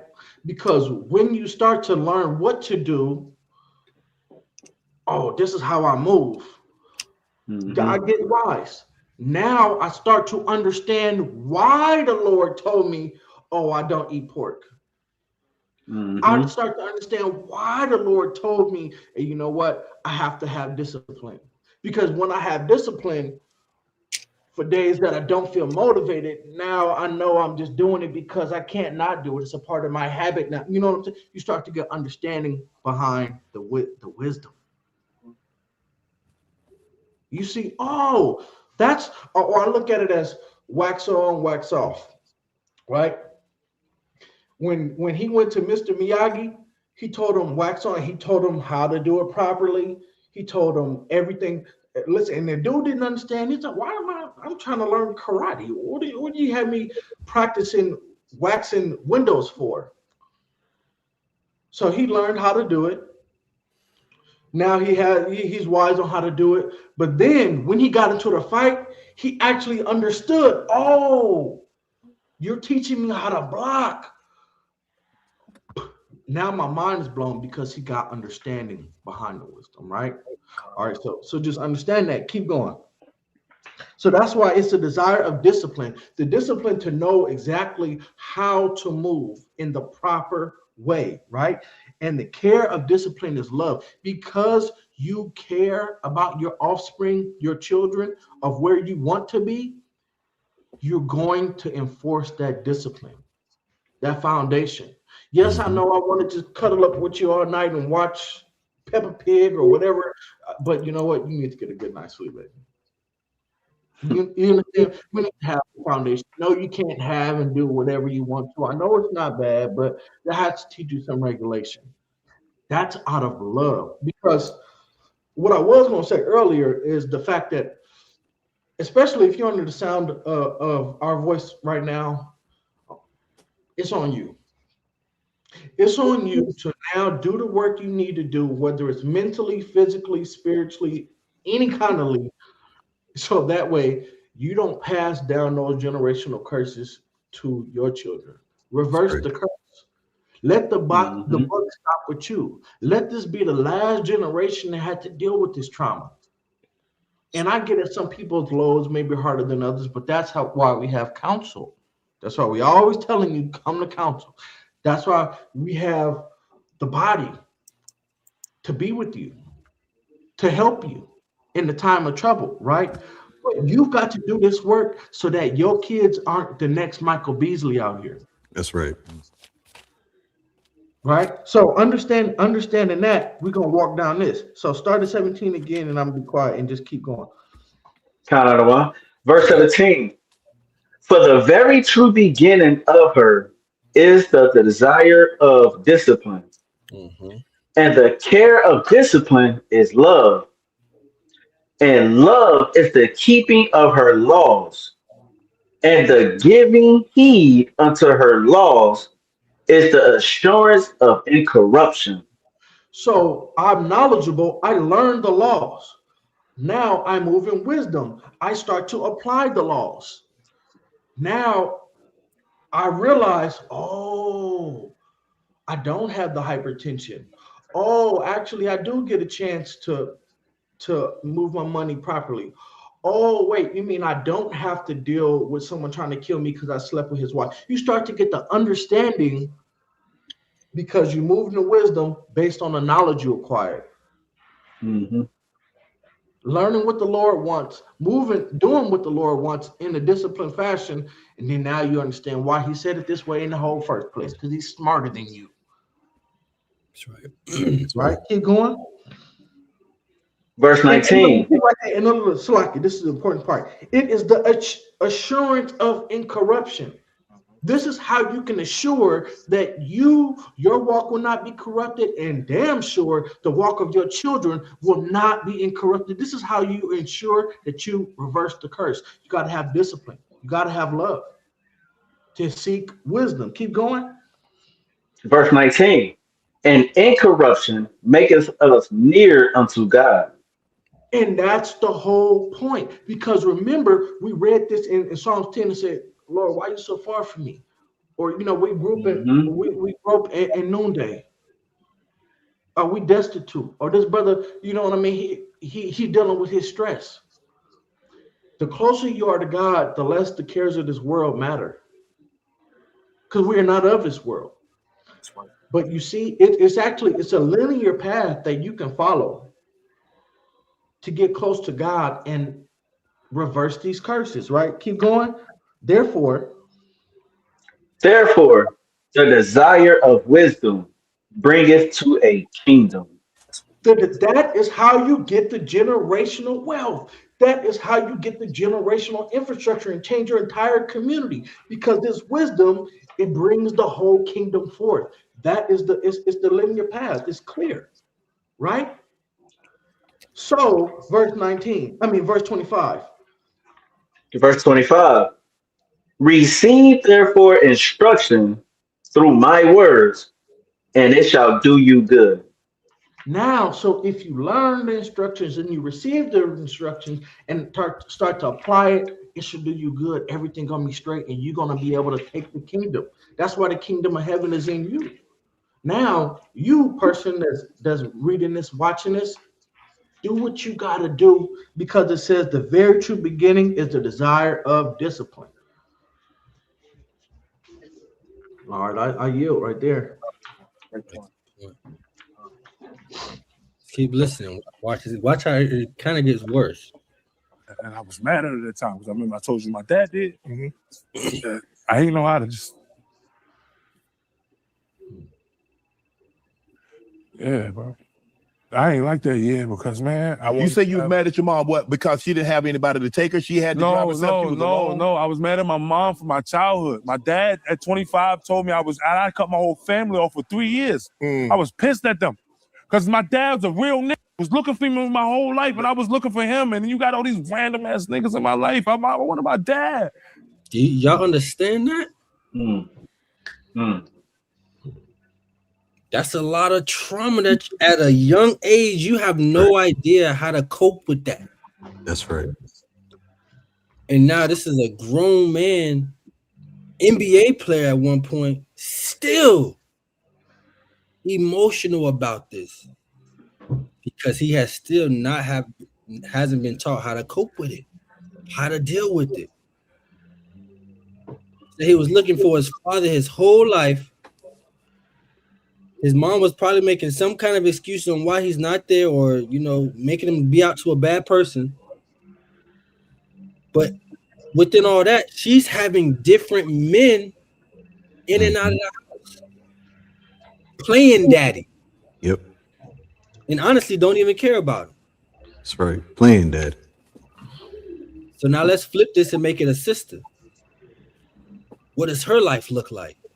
She's usually with a whole bunch of different men. The brother, I think, has 10 kids. I don't think he's with none of the baby mamas. Because that's what it also leads to. You continue the cycle because you haven't learned how to fix it. And now the scripture become true. As the mother, so is the daughter. That's right. Hey, Salakia. Go ahead. The greatest thing that we can do is learn from the examples that are presented before us. So to be able to understand that Deuteronomy 28:54 is such a heavy curse that's placed upon us, it not only affects the husband and the wife, but it has ramifications upon the children as well. So your poor choice in men affects your child. Yep. that mistake that you made because you looked at how thick this sister was, or you looked at the frame of this brother and you fell victim to your lust because you couldn't control your lustful enticement, and you can't find a way to co-parent for the betterment of your child, that has an effect on the child. And you seeing that being played out right here with Michael Beasley. Yeah. Look over. You can see it on social media every single day. Yeah, all the time. Either a sister is bashing a brother or the baby daddy, or the baby daddy is bashing his baby mama. It's crazy. This is becoming our culture. No, that is our culture. That is black culture. We did the class. What is black culture? Baby mamas and baby daddies. That's black culture. It's crazy. And by you doing this is the outcome. A child wanting his father, wanting him in his life, but you trying to give him somebody else because you are emotionally damaged because of the relationship that you had with him. Doesn't stop him from being a good father. Doesn't stop the fact that boy needs to grow as a man. Mm-hmm. You gotta put your emotional feelings towards the father aside and allow that father to be the dad to his son. That's right up. Or allow that woman to be a mother to her daughter. Your poor choice has ramification on your child, man. And you teach without teaching through your actions. Yeah, they watching you. So when you bashing the father to the son or on the the father phone, to the daughter, you on the phone talking to your girls, bashing them, saying how he ain't nothing, or vice versa. You talking to your homeboys and the children are listening. That's right. Now, baby girl, she don't know what to look for in a man because daddy ain't there, but mama always on the phone talking about daddy, and there's a whole bunch of men in here, so she don't know how a man should treat her. Mm-hmm. So she decides to go from man to man, and now she's in emotional distress. So you have a woman, emotional distress, going from man to man, no father in the life, and then you have a man emotionally unstable, raised by a woman, no father in the house, looking for a dad, finding dads in the streets. The woman is finding men as dads in the world, and now these two individuals, they get married. Mm-hmm. That's our culture. Mm-hmm. And then the divorce rate does this just skyrocket if the marriage even happens, because usually it's a baby, no marriage. But if the marriage happens, the divorce rate skyrockets. We was looking at it for just all individuals. Just look at this real quick. Where did I have that tab? Let's do this simple.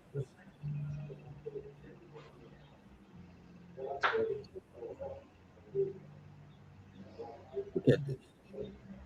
Let me share this screen real quick. Read that for me in the comment section, Barbara Christian. Little one. It says, while there are no exact, comprehensive statistic on the precise percentages of marriages that end within the first 12 months, data suggests that early divorce is rare, with roughly 20% of first marriages ending within the first 5 years. Mm-hmm. Most divorces occur later, with an average duration of around 8 to 19 years. So about 20% of marriages.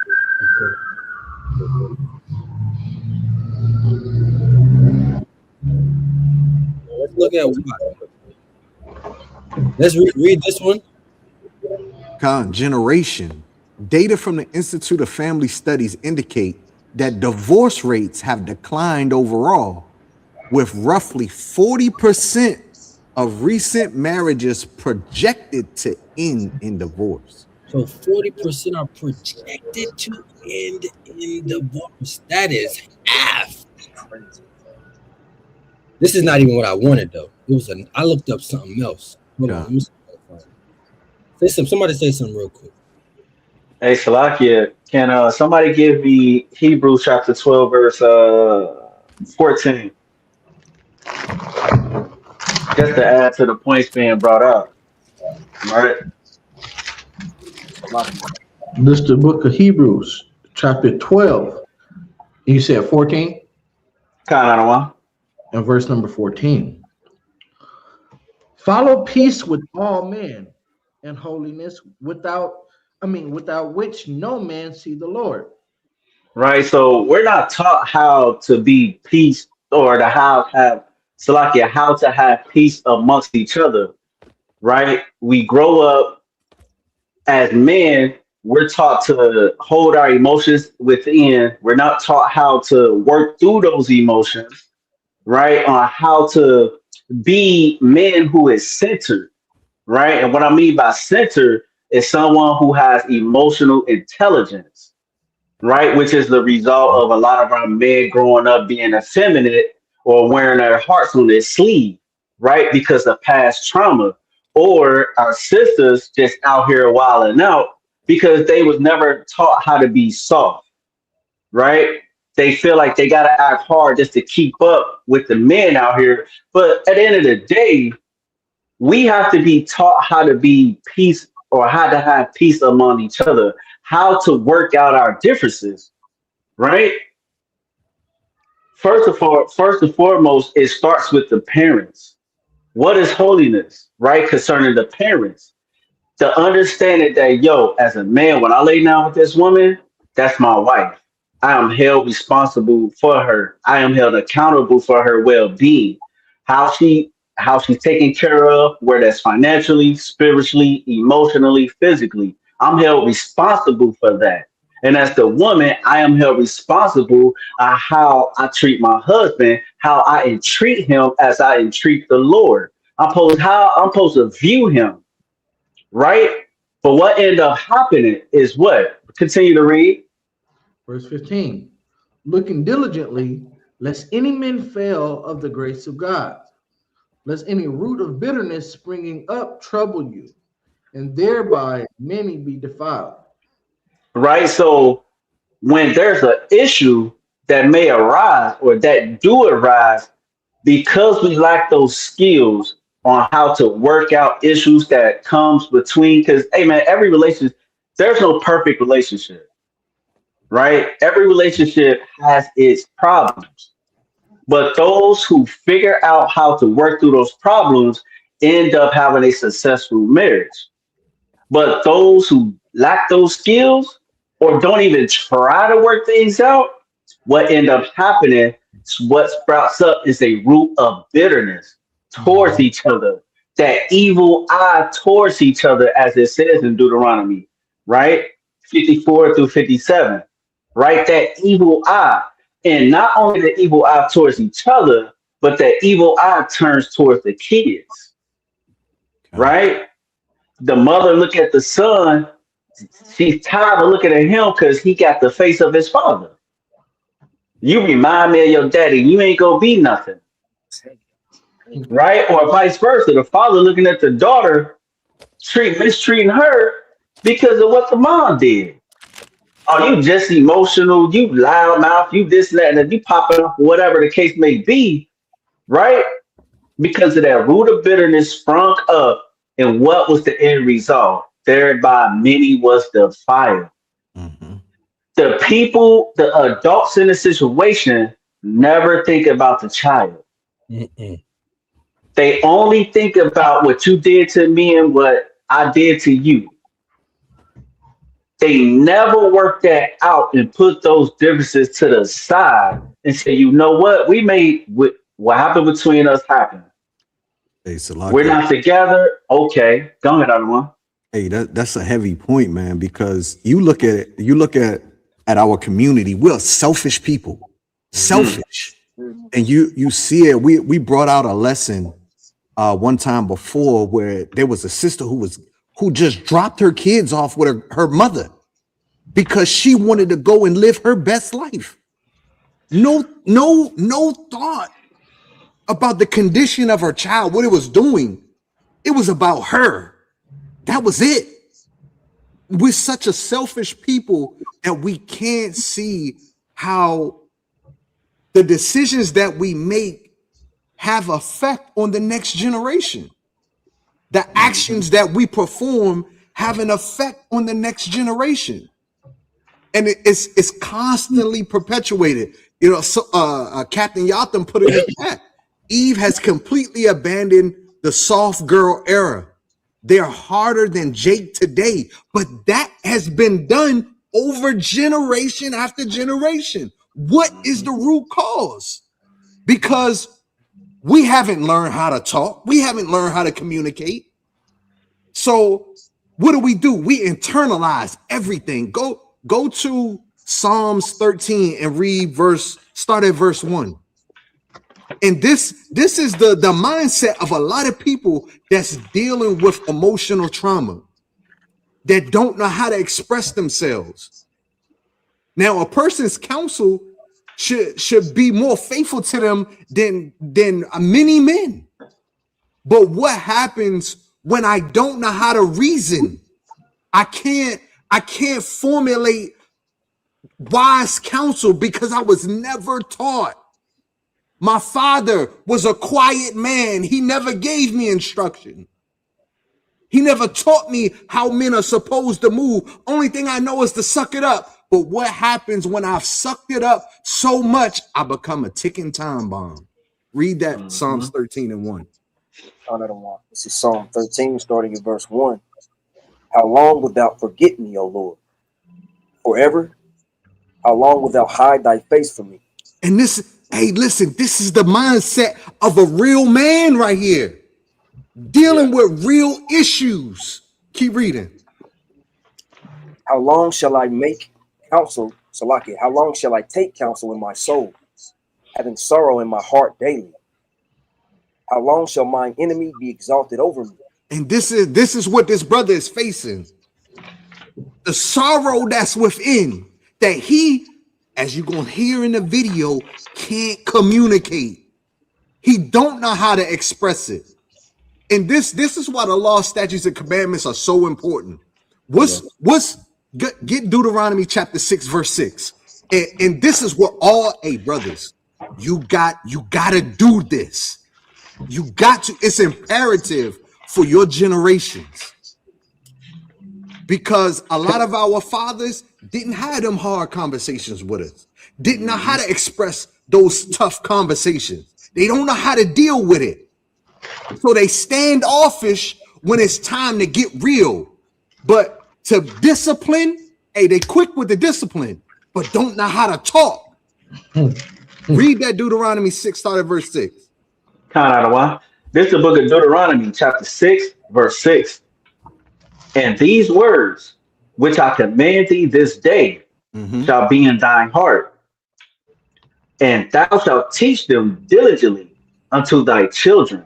So you gonna do what? Teach them diligently unto thy children. So you gotta be constantly in a mode of an advisory capacity. I gotta constantly talk to my child. I gotta constantly instruct him. I gotta be able to have those tough conversations. I gotta be able to express and be able to, man, I gotta be quick to hear as well. We quick to talk, but not quick to hear. And you even see that with Shannon Sharp dealing with this brother. He quick to talk, but the brother is telling you, man, I ain't have nobody I can just dump this on. And this is what a lot of Israel is facing, man. A lot of Israel facing, man, molestation at a young age, but don't know how to express it. dealing with daddy issues from a young age and don't know how to express it. The loss of a parent, the loss of a sibling, the loss of a brother, hey man, we don't know how to express it. But the scriptures got the answer. A man of wisdom, he know how to draw that out. He know how to deal with it, man. This is why counsel is so important. Yeah. I was watching this video, man. I'm telling you, this interview, it hit me. Because the brother is from the DMV. He's from where I live. And to be able to understand, this is why you have to become all things to all men. You gotta be relatable, man. You can't just cast off a brother's feelings and you going, man, hey, Salaki Adawan.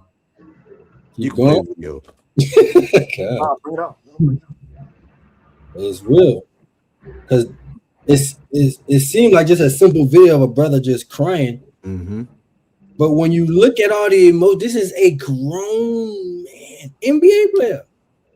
I say NBA players can't have these emotions, but he had the world at his hand as far as money. Hey, Salakia, that show you right there. Yes, there's a scripture that say money answereth all things, but did it answer this? Couldn't answer this. Couldn't answer this. Watch. And then I got mad at my mom, and then she died, man. So 3 years you're not having a conversation with your mom. And when you come back and then when I got to New York, we was getting back. And then when I got to LA, it was just too far, and then it was too late now. And then I didn't know how to say it. How many people dealing with that? Yep. You're upset with your parents or a loved one, thinking life is gonna be long, and they could pass away at any time. Yep. I was talking that with another one of my patients. Life support again. They was waiting on the daughter that the mother and the daughter were going through it, haven't spoken. They were waiting on her to come. She was going to be the last person to come to see her with a heartbeat. Waiting. Gone. Never showed up. Put in the body bag.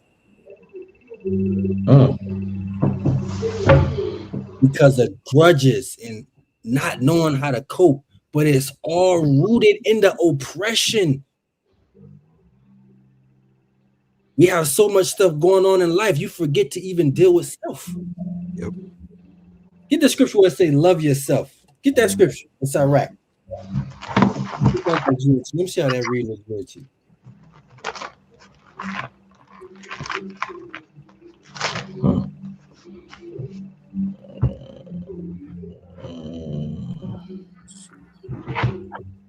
All right, 30 and 23. 30 and 23.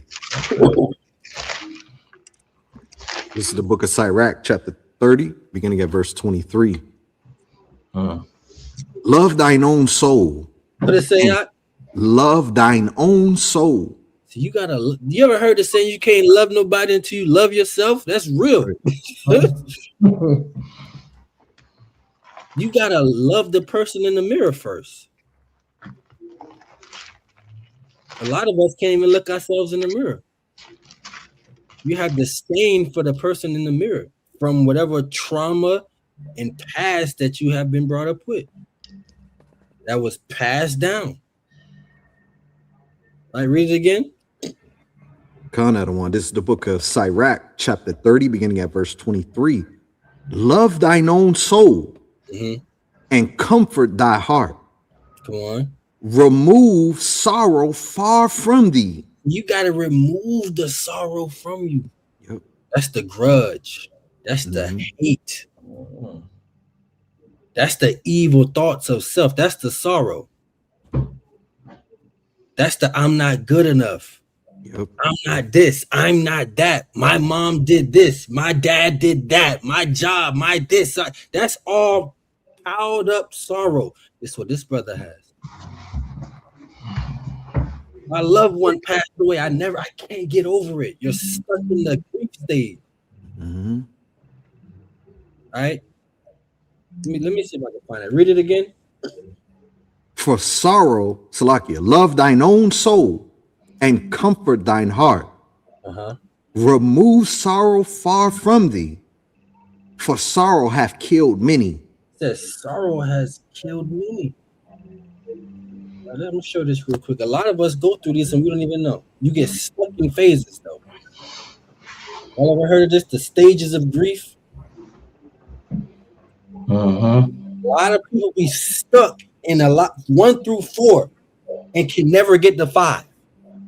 A lot of people get stuck in 1 through 4 and can never get to 5. You're either in denial. Bargaining is bargaining with the Lord. Like, why did you do this? Some people get stuck in that. You can't forgive the Most High. You're mad at the Lord. Anger. You're always flashing out. Or you get stuck in the depression phase. Right? But we can see that with this, but this is not his first time talking about this, but every time he talks about it, he always go to depression stage. Every time he talks about it. Because guess what? I'm not saying this is easy, but stage 5 is hard to get to. You have to accept it. That's right. And guess what? You have to 9 times out of 10 accept. Not what they did wrong, what you did wrong. You will accept what they did wrong. But a lot of times the internal instead. And I'm not talking about if something happened to you when you was a child, nothing like that. I'm talking about adult phase. Right? Precept. You gotta accept those things. Childhood things, right? Molestation and all that, being abused, we get stuck in this phase too, in a lot of these phases. And for that stage, it's hard to get in the acceptance phase. Because that creates for a child internal insecurities.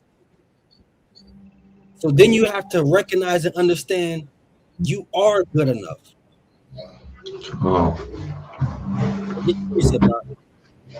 This is the book of Sirach, chapter 38, beginning at verse 16. My son, let tears fall down over the dead and begin to lament as if thou hadst suffered great harm thyself, and then cover his body according to the custom and neglect not his burial. Weep bitterly and make great moan and use of lamentation, as he is worthy, and that a day or two lest thou be evil spoken of, and then comfort thyself for thy heaviness, for of heaviness cometh death, right? And the heaviness of the heart breaketh strength. Verse 23, when the dead is at rest, let his remembrance rest, and be comforted for him when his spirit is departed from him. That's right. That's Sirach is teaching the acceptance phase. It's how you accept. Yeah. Right. I gotta mourn for my mom 2 days. No, it's as needed for the individual. That's right. Joseph, they mourned 40 days, the Israelites. Yep. Well, that's 40 days of mourning. So it's every individual has a time frame, but you don't want to get stuck in the depressing phase where you're always mourning, or the anger phase where you can't do nothing, you're lashing out. The denial phase. Right? Go back to that love yourself. Let's finish that out. Come, Edwan. This is back in the book of Sirach, chapter 30, still at verse 23. Love thine own soul and comfort thine heart. Remove sorrow far from thee, for sorrow hath killed many. Sorrow has killed many, and it makes you look old, man. It makes you look older. And sorrow causes bad decisions. You start to use things to cope. Instead of coping with it, you might go to a man that's not good. You might go to a woman that's no good for you. You might cope with food and gain weight. You might cope with drugs and get into substance abuse. So sorrow can kill many because it doesn't allow you to cope. It doesn't allow you to deal with the issue at hand or the problem that you might have been through. Come on. And there is no profit therein. No profit in it. Come on. Envy and wrath shorteneth the life, and carefulness bringeth age before the time. That's just a good scripture. Go ahead, Ahara. Hey, I was gonna say, because a lot of times it was hard to get to step 5 is because you got to first realize that acceptance is for you. It's for your own healing process, That's your right. own journey, your own mental health. And a lot of times people get caught up of saying, but I'm not ready to forgive them, or I'm not letting them get off. But you realize that it's for your own peace of mind. Because like the scriptures say, listen, it will shorten your own life. It's like making a poison for somebody else and drinking it yourself and thinking that they get sick. You understand? So once you've gone through that and realize that at the end of the day, your own mental and emotional well-being is the most important thing, as opposed to just kind of holding on to their grief, then it's a lot easier to get to step 5. Because a lot of people get caught up in that 4, trying to toggle between wanting to be better, wanting to feel better, but still feeling like the wrong was never rectified. Yeah. Yeah. But that's where that rage and anger comes from. You get stuck in that 3 and 4. It's hard. It's hard to continue to. It's hard to really make right decisions. You're always in this emotional entanglement when you're stuck in between those two. Right. And especially if you've tried to engage the person, or kind of you got to the point to where now you can talk about it and not be angry, and they don't see it, they make light of it, or don't give you the result that you. I mean, they don't respond the way that you hope that they would. It'll see you right back. It'll see you right back. So that's why you got to get there for you and yourself, as opposed to getting them to see. That's right, Op. Go ahead, Op.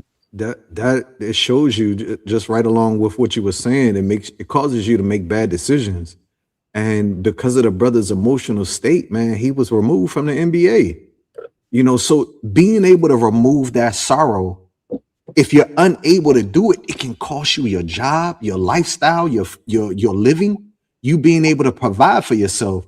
So to be able to find comfort, that's the goal that we're trying to get brothers and sisters to be able to gain that acceptance and move forward. Being stuck in those stages of grief, of anger and depression, man, it's costing you your life, both physically and mentally. And scripture say that sorrow have killed many. Yeah, it did. And those around you, because now you got 10 kids, but you're going through those stages, and guess what? They see it, and guess what? They don't. And guess what? They learn how not to deal with their emotions. And then the cycle continues. Hey, I was to your point saying, and the cycle continues. Remember this when we touched the white supremacy topic and the institutional racism topic, because it is what it is. We got to now overcome it, right?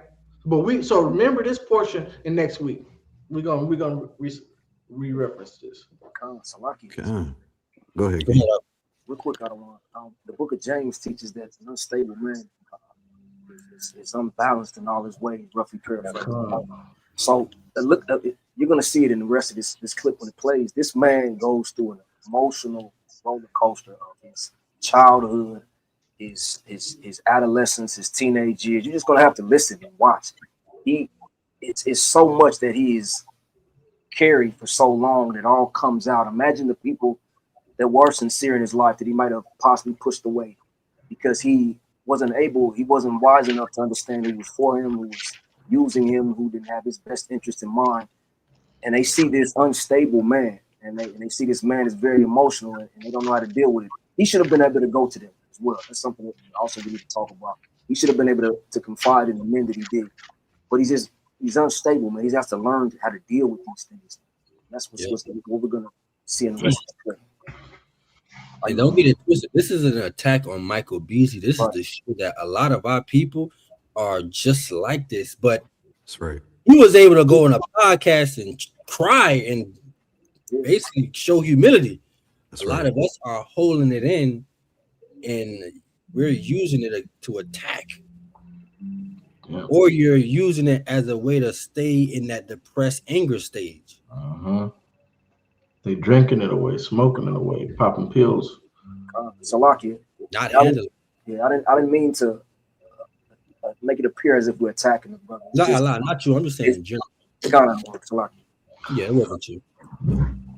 So, keep going. I ain't gonna say that. And then I just went out there. I just had the wrong shorts on. They fit the same, so I couldn't feel that shit.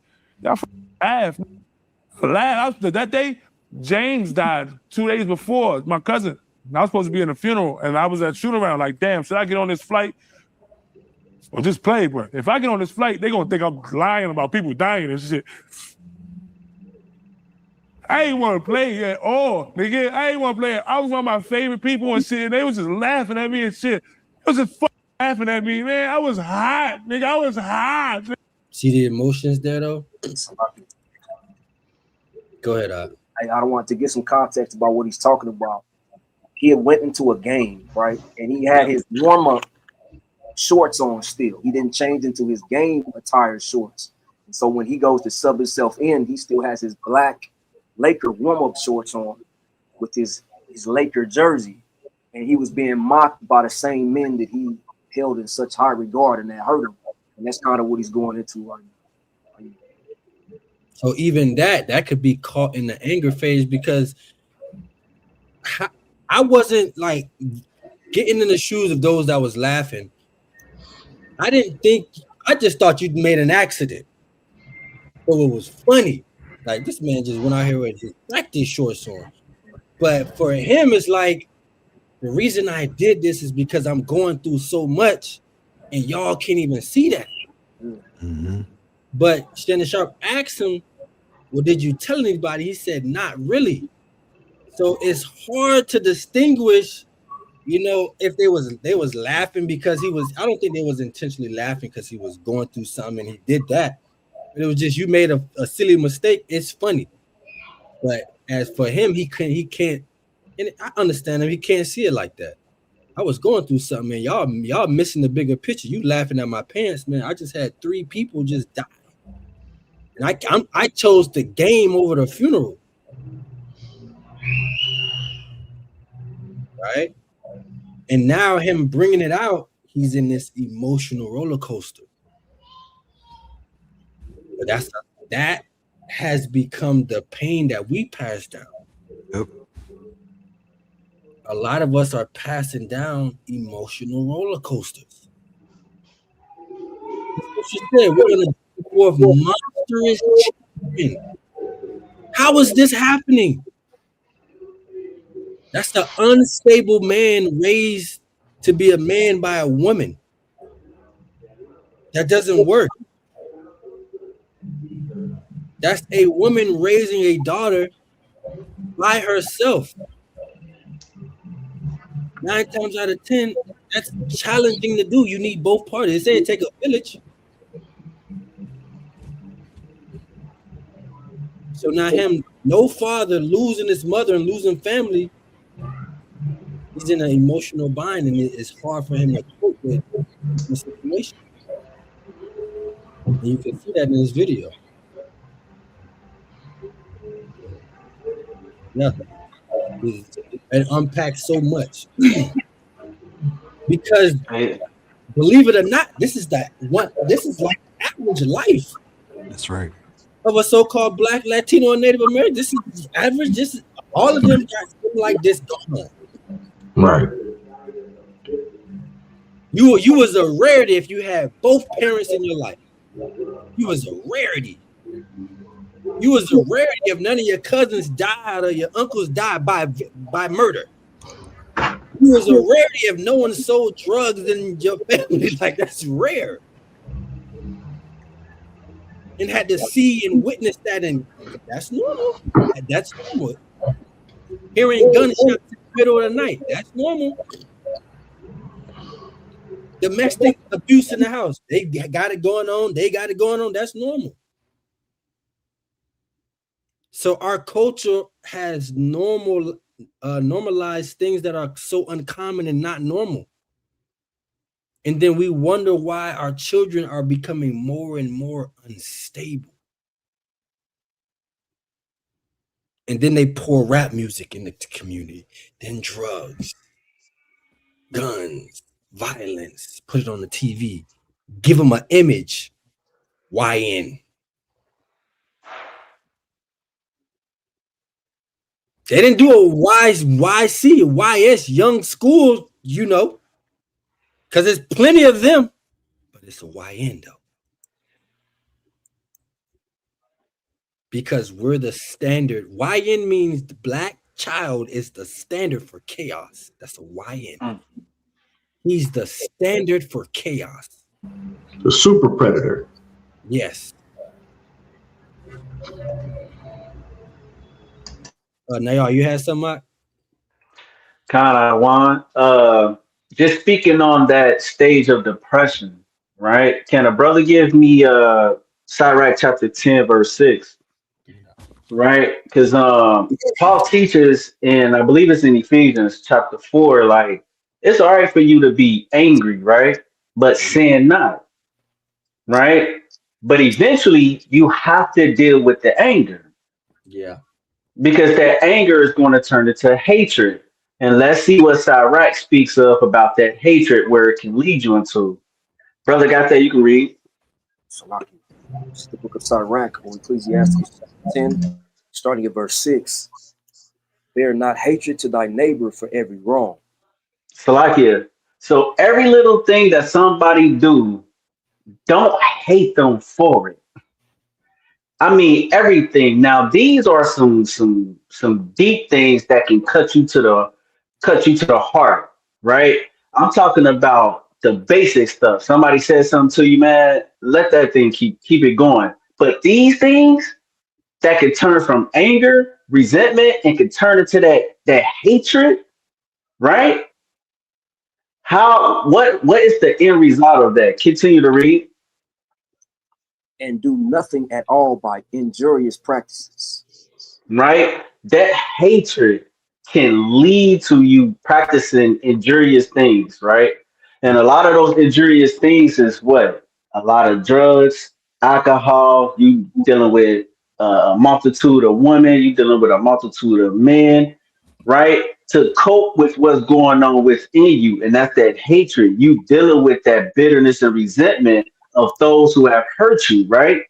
Growing up, you're never dealt with that. You was never taught how to work through those things. And what ended up happening is when you start to dive into those things, those coping mechanisms, what end up happening is you get high, right? But when that safety net, after that high starts to come rub off, you have no safety net. Then you come crashing down deeper into depression. And that's why a lot of our brothers and sisters get stuck at that stage of depression, because we use these things to temporary fixes instead of actually dealing with the true issue. We use this as a band-aid instead of allowing the alcohol to get deep into that wound and begin to cleanse it out and begin that healing phase, right?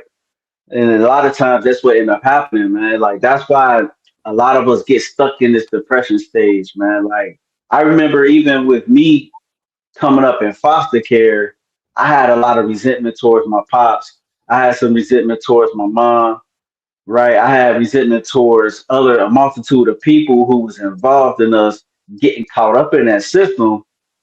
And some of these same points that we're bringing out today, I had to work through those things. And it took me into, to be honest, in my 30s to really work those things out. Because that anger had its grips on me. Anything somebody say to me, I was flying off because I never learned how to have rule over my own spirit. I didn't really learn how to love myself. How can I love you? I don't love myself. I hate the person in the mirror. How can I truly love you as a brother or as a sister? I can't. right? And a lot of our brothers and sisters, they're going through these same things. They're dealing with the same phases, right? And that's why it makes our job so important. Teaching brotherhood, teaching sisterhood, teaching our men how to be fathers and husbands, teaching our women how to be wives and mothers, right? This is the reason for why the Most High called us in this truth. This is the gospel. This is what is considered the truth. A lot of us say we in the truth, but you still teaching separation. Like it don't work, man. When we got brothers dealing with the issues that he's dealing with, it's more pressing things to worry about and work on and deal with than you sitting here striving for a position, or you got a position and man, is bro. We got more important things to do, bro. We got family out there dealing with real issues. For I real, need man. help. I yield with that. I need help. All right. Let's keep going. Nigga, I was hot. I hated them niggas, man, because my mom didn't deserve that. What you said, you just said it. You start to hate him. What did he just say? I hated him. I hated him. Because that's the resentment that gets built up in your spirit. Yep. And that resentment, guess what it goes with? Sorrow. Nakawa shot, and sorrow does what? Has done what? Sorrow have killed many. So the resentment and sorrow go together. So it doesn't have to be physically killed. It's mentally, emotionally. That's right. Has suppressed you spiritually. Right? What did a proverb say? A man walking out of the way of instruction is, get that scripture, is in the congregation of the dead. It's Proverbs 16:21. So you could be alive but spiritually dead because of what? Resentment, hate, anger, sorrow, grief. Because the past has that control over you. Read that. This is the book of Proverbs, chapter 21, beginning of verse 16. The man that wandereth out of the way of understanding shall remain in the congregation of the dead. And we broke down what understanding was. Yep. Right? We broke down. So once you go out of that way of understanding, knowing what to do with the information, comprehending the information, you're in the congregation of the dead. But a lot of us, we can't comprehend our emotions. So we start to make ill-advised decisions. And now you have to do a coping mechanism like displacement, like or projecting, where you have to project your emotions on something, or you need a punching bag now. And that punching bag becomes the children, becomes the spouse, comes to people at the job. And now it starts to spiral down. All right. Let's keep going. Let's get a couple more minutes. That shit, and then James died in the car, man. James went to go. I told him stop fucking these dumbass bitches. Man, James. Excuse the language, but you could just see, man, he still ain't deal with a lot of this stuff, man. And I'm not saying this is not easy to deal with at all. Losing a loved one is not, especially you was close to him, it's not easy to deal with. A lot of nights you alone crying. But you could see that our people, we need help dealing with stuff like this. And a lot of times, because of how we were raised in our culture, we think we can deal with a lot of this stuff alone. And then you come to a podcast and people start asking the right questions.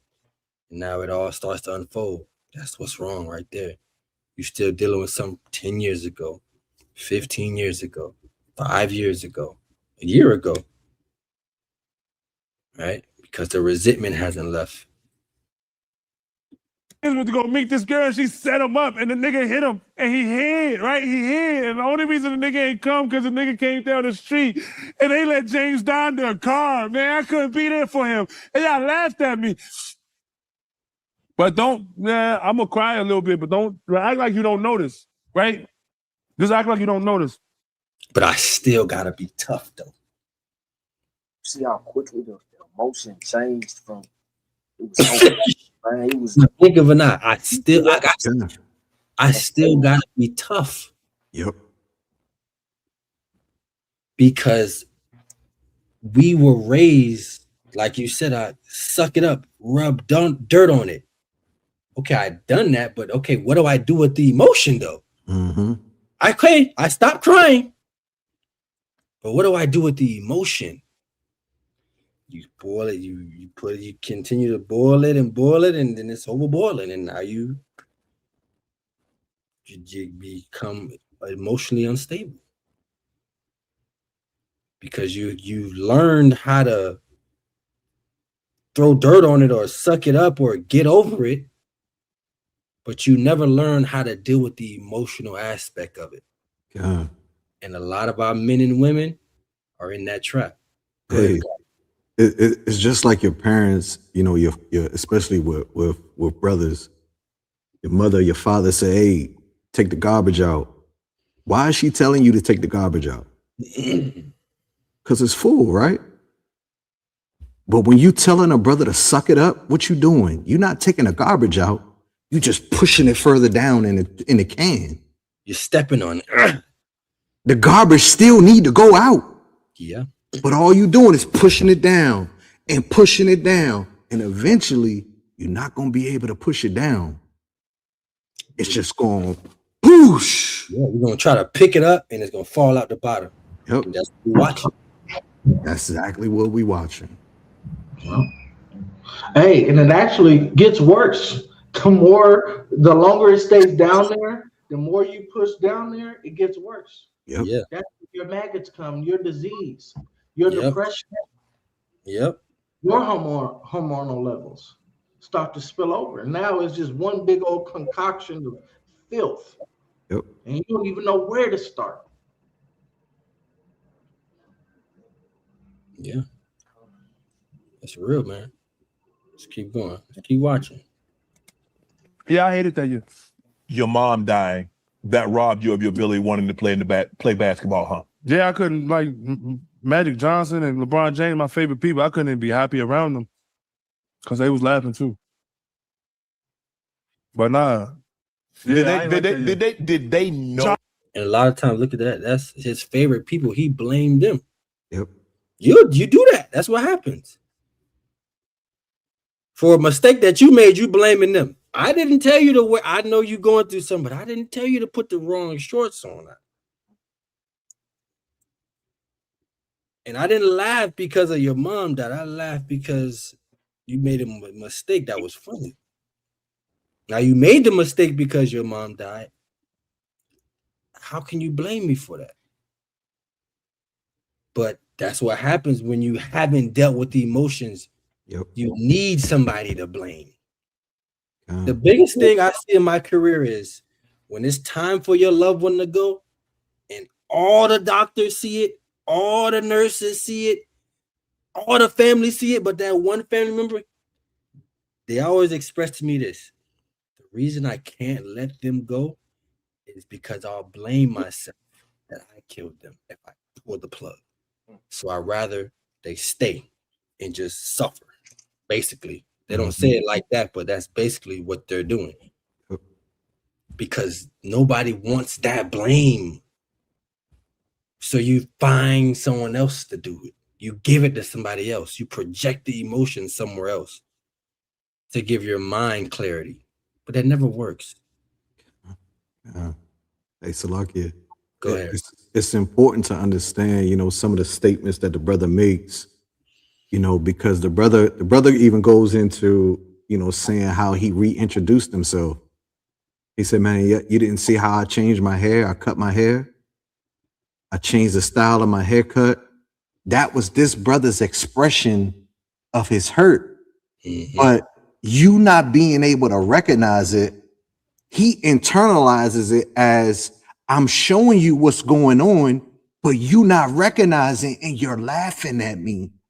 So in his mind, him trying to give his expression of how he's feeling, he's equating you laughing that you're laughing at his expression. Yeah. So the brother goes on to say, fish swim and birds fly. We not all the same.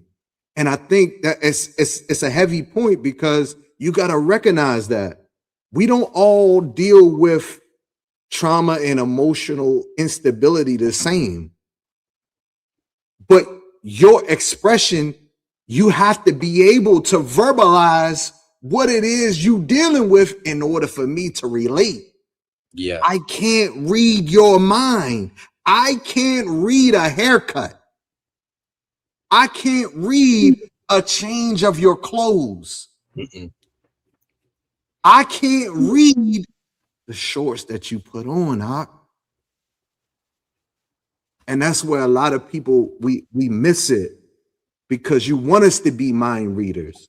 And this is why I said our job is so important in teaching and being able to get our children and even ourselves in a position where we're more comfortable to express what we feel in a way that other people can understand. We not all Samuel, man. We not all Isaiah. We're not getting thus saith the Lord. Captain Akawasha is dealing with this trauma. No, you gotta express that to me. We made the Most High may give us discernment on certain issues, yes. But your ability to express and communicate verbally is important. That's very important. That happens oftentimes in relationships. Exactly. And on both sides, men think their wives are mind readers and vice versa. Women think their man should be able to read their mind. And it don't work like that. I don't know unless you tell me. That's right. That's just how it goes.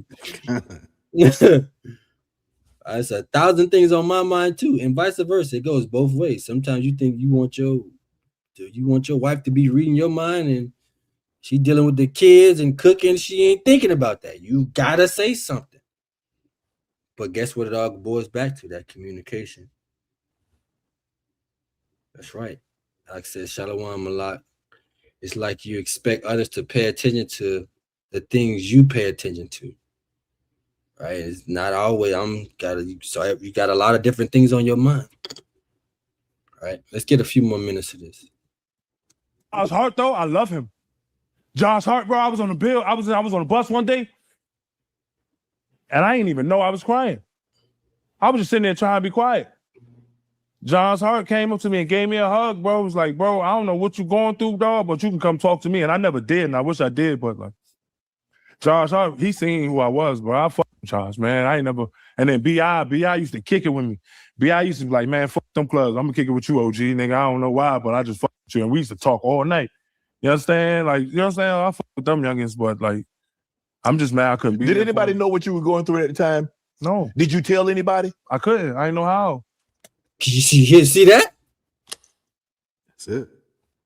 Did anyone know what you was going through? No. Did you tell anyone? I didn't. No, I didn't know how. At this time, he had to be at least in his 20s. But then think back to your 20s.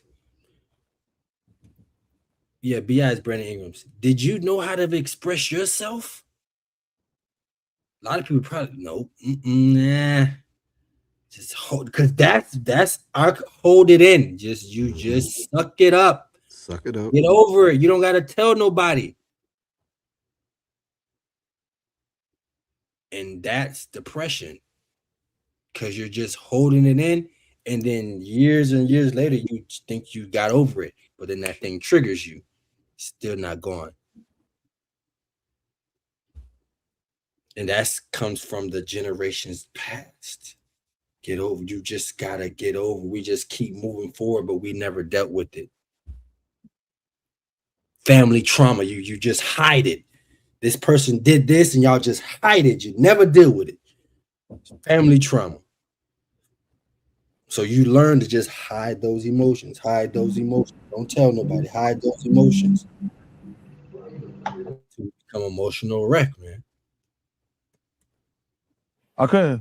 My whole life, and not just then. From day one, the day I got drafted, I was going through it all, and it's like if I say it, y'all just laugh at it.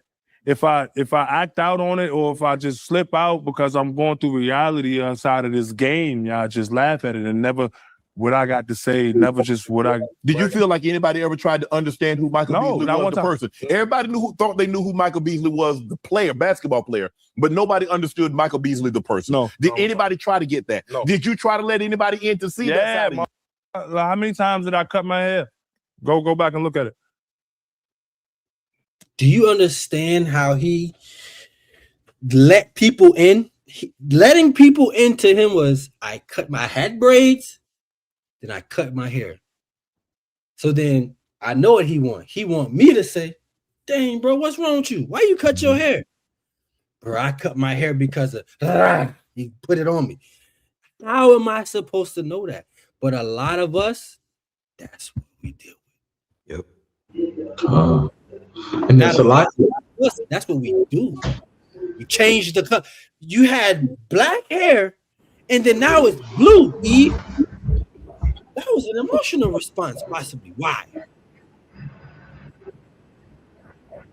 Well, I don't know. I don't feel loved. You had the curly hair, now you permed it.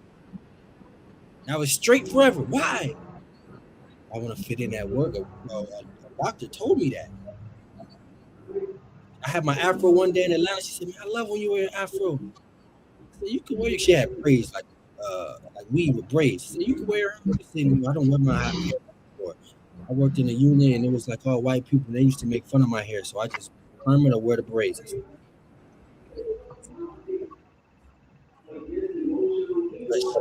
people don't know how to. That's going back to yourself. Because we let others project their thoughts and emotions on us and dictate us. Mm-hmm. But that self-love wasn't taught. Yeah, hey, that's the thing too, man. You see celebrities doing that all the time. That's a lot, you. And then oftentimes what happens is for the person who asked about the hair, they had no idea that it was attached to all this baggage. So they asking about the hair, and you saying, well, actually, it's because of this, and you're laying all this heavy thing on them. And they're like, dude, whoa. I was just asking about the hair. They weren't in the space to be receptive to all of that, or even they might have even not even had the time to have that whole full-blown heart-to-heart conversation. So then Mike, or the person, the victim in this case, says, see, this is why I don't say anything anywhere. This is why I don't never tell anybody, et cetera, et cetera. You don't hear me, you're not understanding me, and they feel unheard. When instead of waiting for someone to ask about his hair, he should have taken the opportunity that the brother came and engaged him, hugged him, said, talk to me. Like he said, I wish I had talked to him. You know what I mean? Because then now he's communicating with someone who's in the space to receive him. Instead of waiting for the random time somebody might ask and then boom, it's a blow up. And it's just a miscommunication, because this person is not, it's not like they don't care about you, but bro, this was elevator talk. I'm not expecting you to tell me your life story when I'm just making a comment on something. That's why you got to take your emotional health so seriously. That's right. That's very important. Tyrek told you, love yourself, man. Yeah. How many times I tried to reintroduce myself? Go back and look at it. How many times I tried to apologize for who y'all thought I was? Go back and look at it. Y'all laughed at every single time. Every single time. And he takes it as disrespect because no one really noticed. That's what happens. So now you think you're the laughing stock, but like Aharon said, yo, I was just going to get the Gatorade from the cooler. I seen your hair, and then you late like, all right, but at the same time, the brother just needed somebody to talk to, man. Hey, so like it, but look how that perception is labeled upon him. Yo, it's something mentally wrong with him. Yep. But it's not really something mentally wrong with him. He just needs somebody to listen. Yeah. Somebody that's actually gonna care about the brother. That's really what he's saying. He need a friend. Yep. Right, what it said, get that a brother is born for adversity. Be around like-minded men that will keep the commandments and sorrow with you when you miscarry. When you go through hardship, they're gonna be there with you.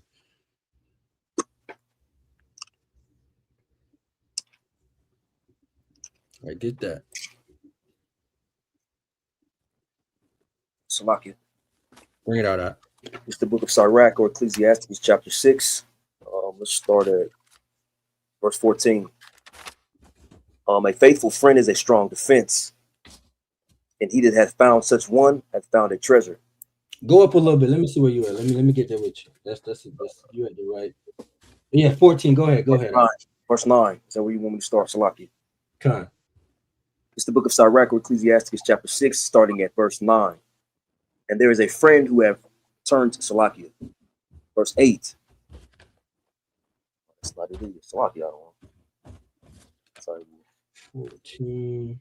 No, read 14 again, Ak. You good. That was right. You was right. This is the book of Sirach, chapter 6, verse 14. A faithful friend is a strong defense, and he that hath found such one hath found a treasure. So a faithful friend is a strong defense. That's right. So when you're going through something, he gonna help defend. He gonna help be there for you. Read on. Verse 15. Nothing doth countervail a faithful friend, and his excellency is invaluable. Read, this is the verse I really want to. Go ahead. 16. A faithful friend is the medicine of life. He needed medicine. That's right. But not Seroquel or all these anti-anxiety. No, not. He needed someone to lay the load on that it decompressed. Yeah. Someone that would listen and constructively judge. See what I said? Constructively judge them, make them better, not just judge them. That's right. Right? He needed that medicine of life from that friend. Read on. And they that fear the Lord shall find him. Come on. Whoso feareth the Lord shall direct his friendship aright. Yeah, if you fear the Lord, you're going to direct your friendship aright. And you're going to give the right precepts, the right advice, and probably usually from experience because you love that individual. You want to see them succeed. But this is what the brother was missing. He was missing that. He said he had a few brothers on the team come to him, but he didn't, utilize Josh right, and he talked to BI, whatever, but he still needed someone to, express all these emotions to him. Man. Salakia, there's some more on the end of that. Bring it out. Continuing in verse 17. For as he is Salakia, so shall his neighbor be also. That's real. That's right. Hey, we got $5. Hey, we got $2.50. You get some $2.50, I get some for $2.50. We make it work. That's right. You need a friend like that. Sometimes you need your old friends. Sirach said, hey, don't trade out old friends for new. The new is not compared. That old friend is like old wine. It got better as it aged. That's right. Salakia. Go ahead. That's why we constantly push brotherhood, man. Because this is the effects of it. You know, when you're able to labor with your brother, miscarry with your brother, that's love. And that's what this brother was looking for. He been looking for it. He telling you since he came into the league, he been looking for it.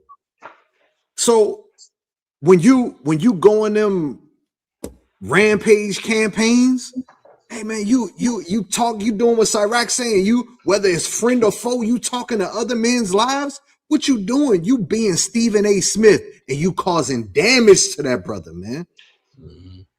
You blasting brothers' lives over the internet.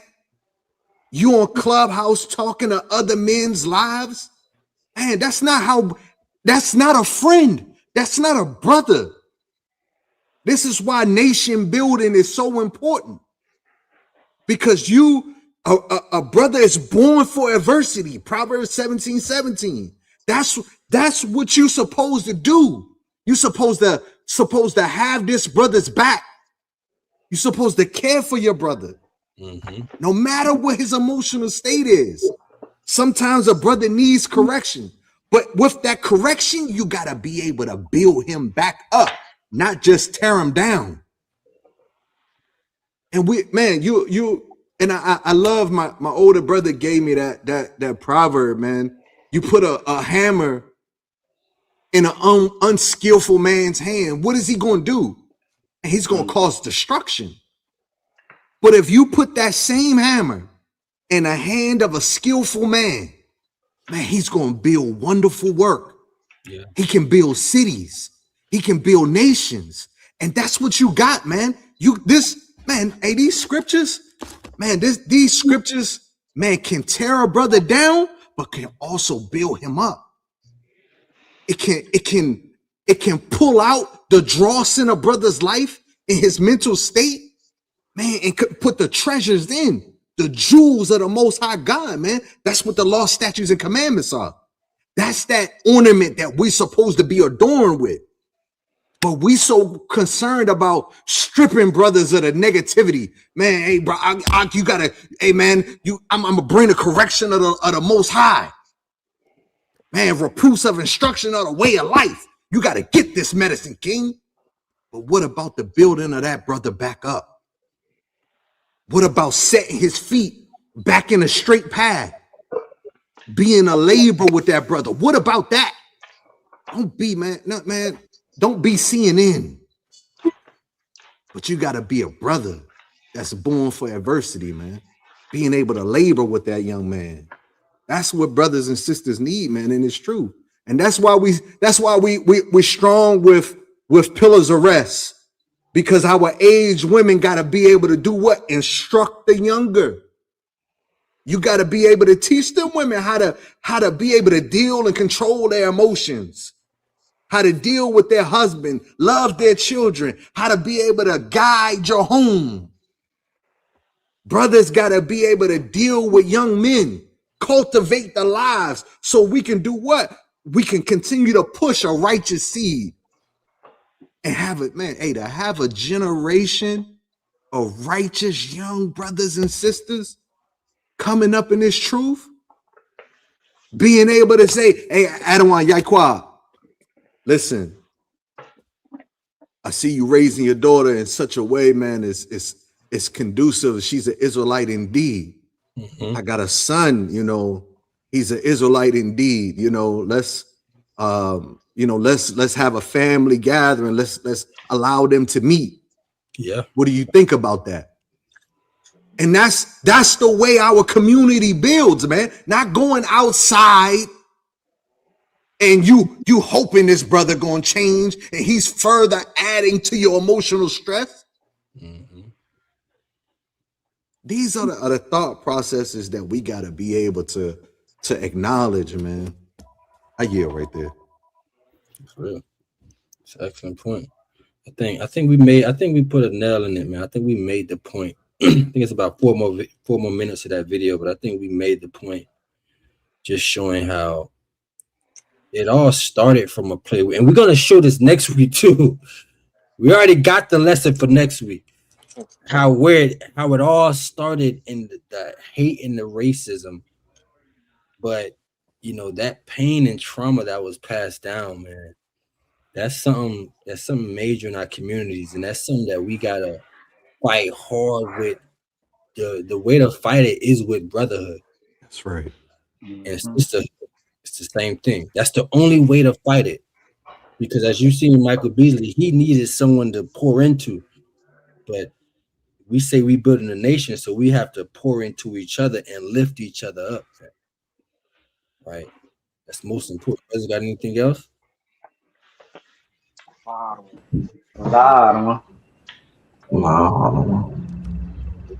Okay, so with that, hey, well, the Southern Israelites is our heart's prayer desire for Israel. Might be saved. Yaquab. Captain Aharon. Captain Kawasha. Captain Ayon. Officer Shoryala. Hey,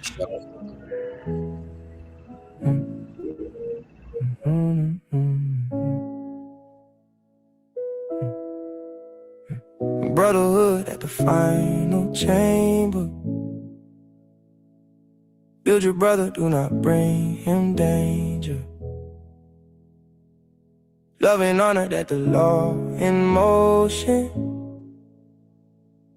Keep it solid, keep it clean, keep it chosen.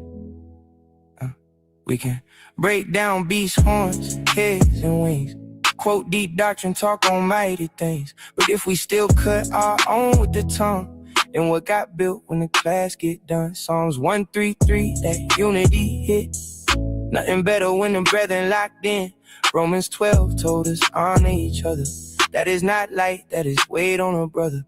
Too much pride make the whole thing crack. Too much envy make a strong man step back. So when love come through, do not act too hard. Take that and let it charge your heart. Too many scars got our people tense. Too much hurt make a man get dense. But healing do not come from cold display. You gotta choose love in a real way. Brotherhood at the final chamber. Build your brother, do not bring him danger. Love and honor, that the law in motion. Keep it solid, keep it clean, keep it chosen. Yeah. It should feel wrong to disrespect your own. That shit hit deep like a carved in stone. Part of my faith gotta show in my tone. If I serve the Most High, I cannot move wrong. Watch how you speak, every word got force. Some words healed and some words scorched. Life and death right there in the tongue. So speak that strength when the weak feel long. It's for the room when the depths come round. No fake cool, let the love come down. Do not compete when the spirit builds. Take that grace and be refilled. We got sons that is watching this, learning culture off the way we live. So if we say we a nation for real, let the brotherhood be the proof and seal. No side eyes, no hidden war, no cold hearts at the holy door. Brotherhood at the final chamber. Build your brother, do not bring him danger. Love and honor, that the law in motion. Keep it solid, keep it clean, keep it chosen. Brotherhood at the final chamber. Lift your people, do not break your people. Hands to the work, heart full of focus. Keep it righteous, keep it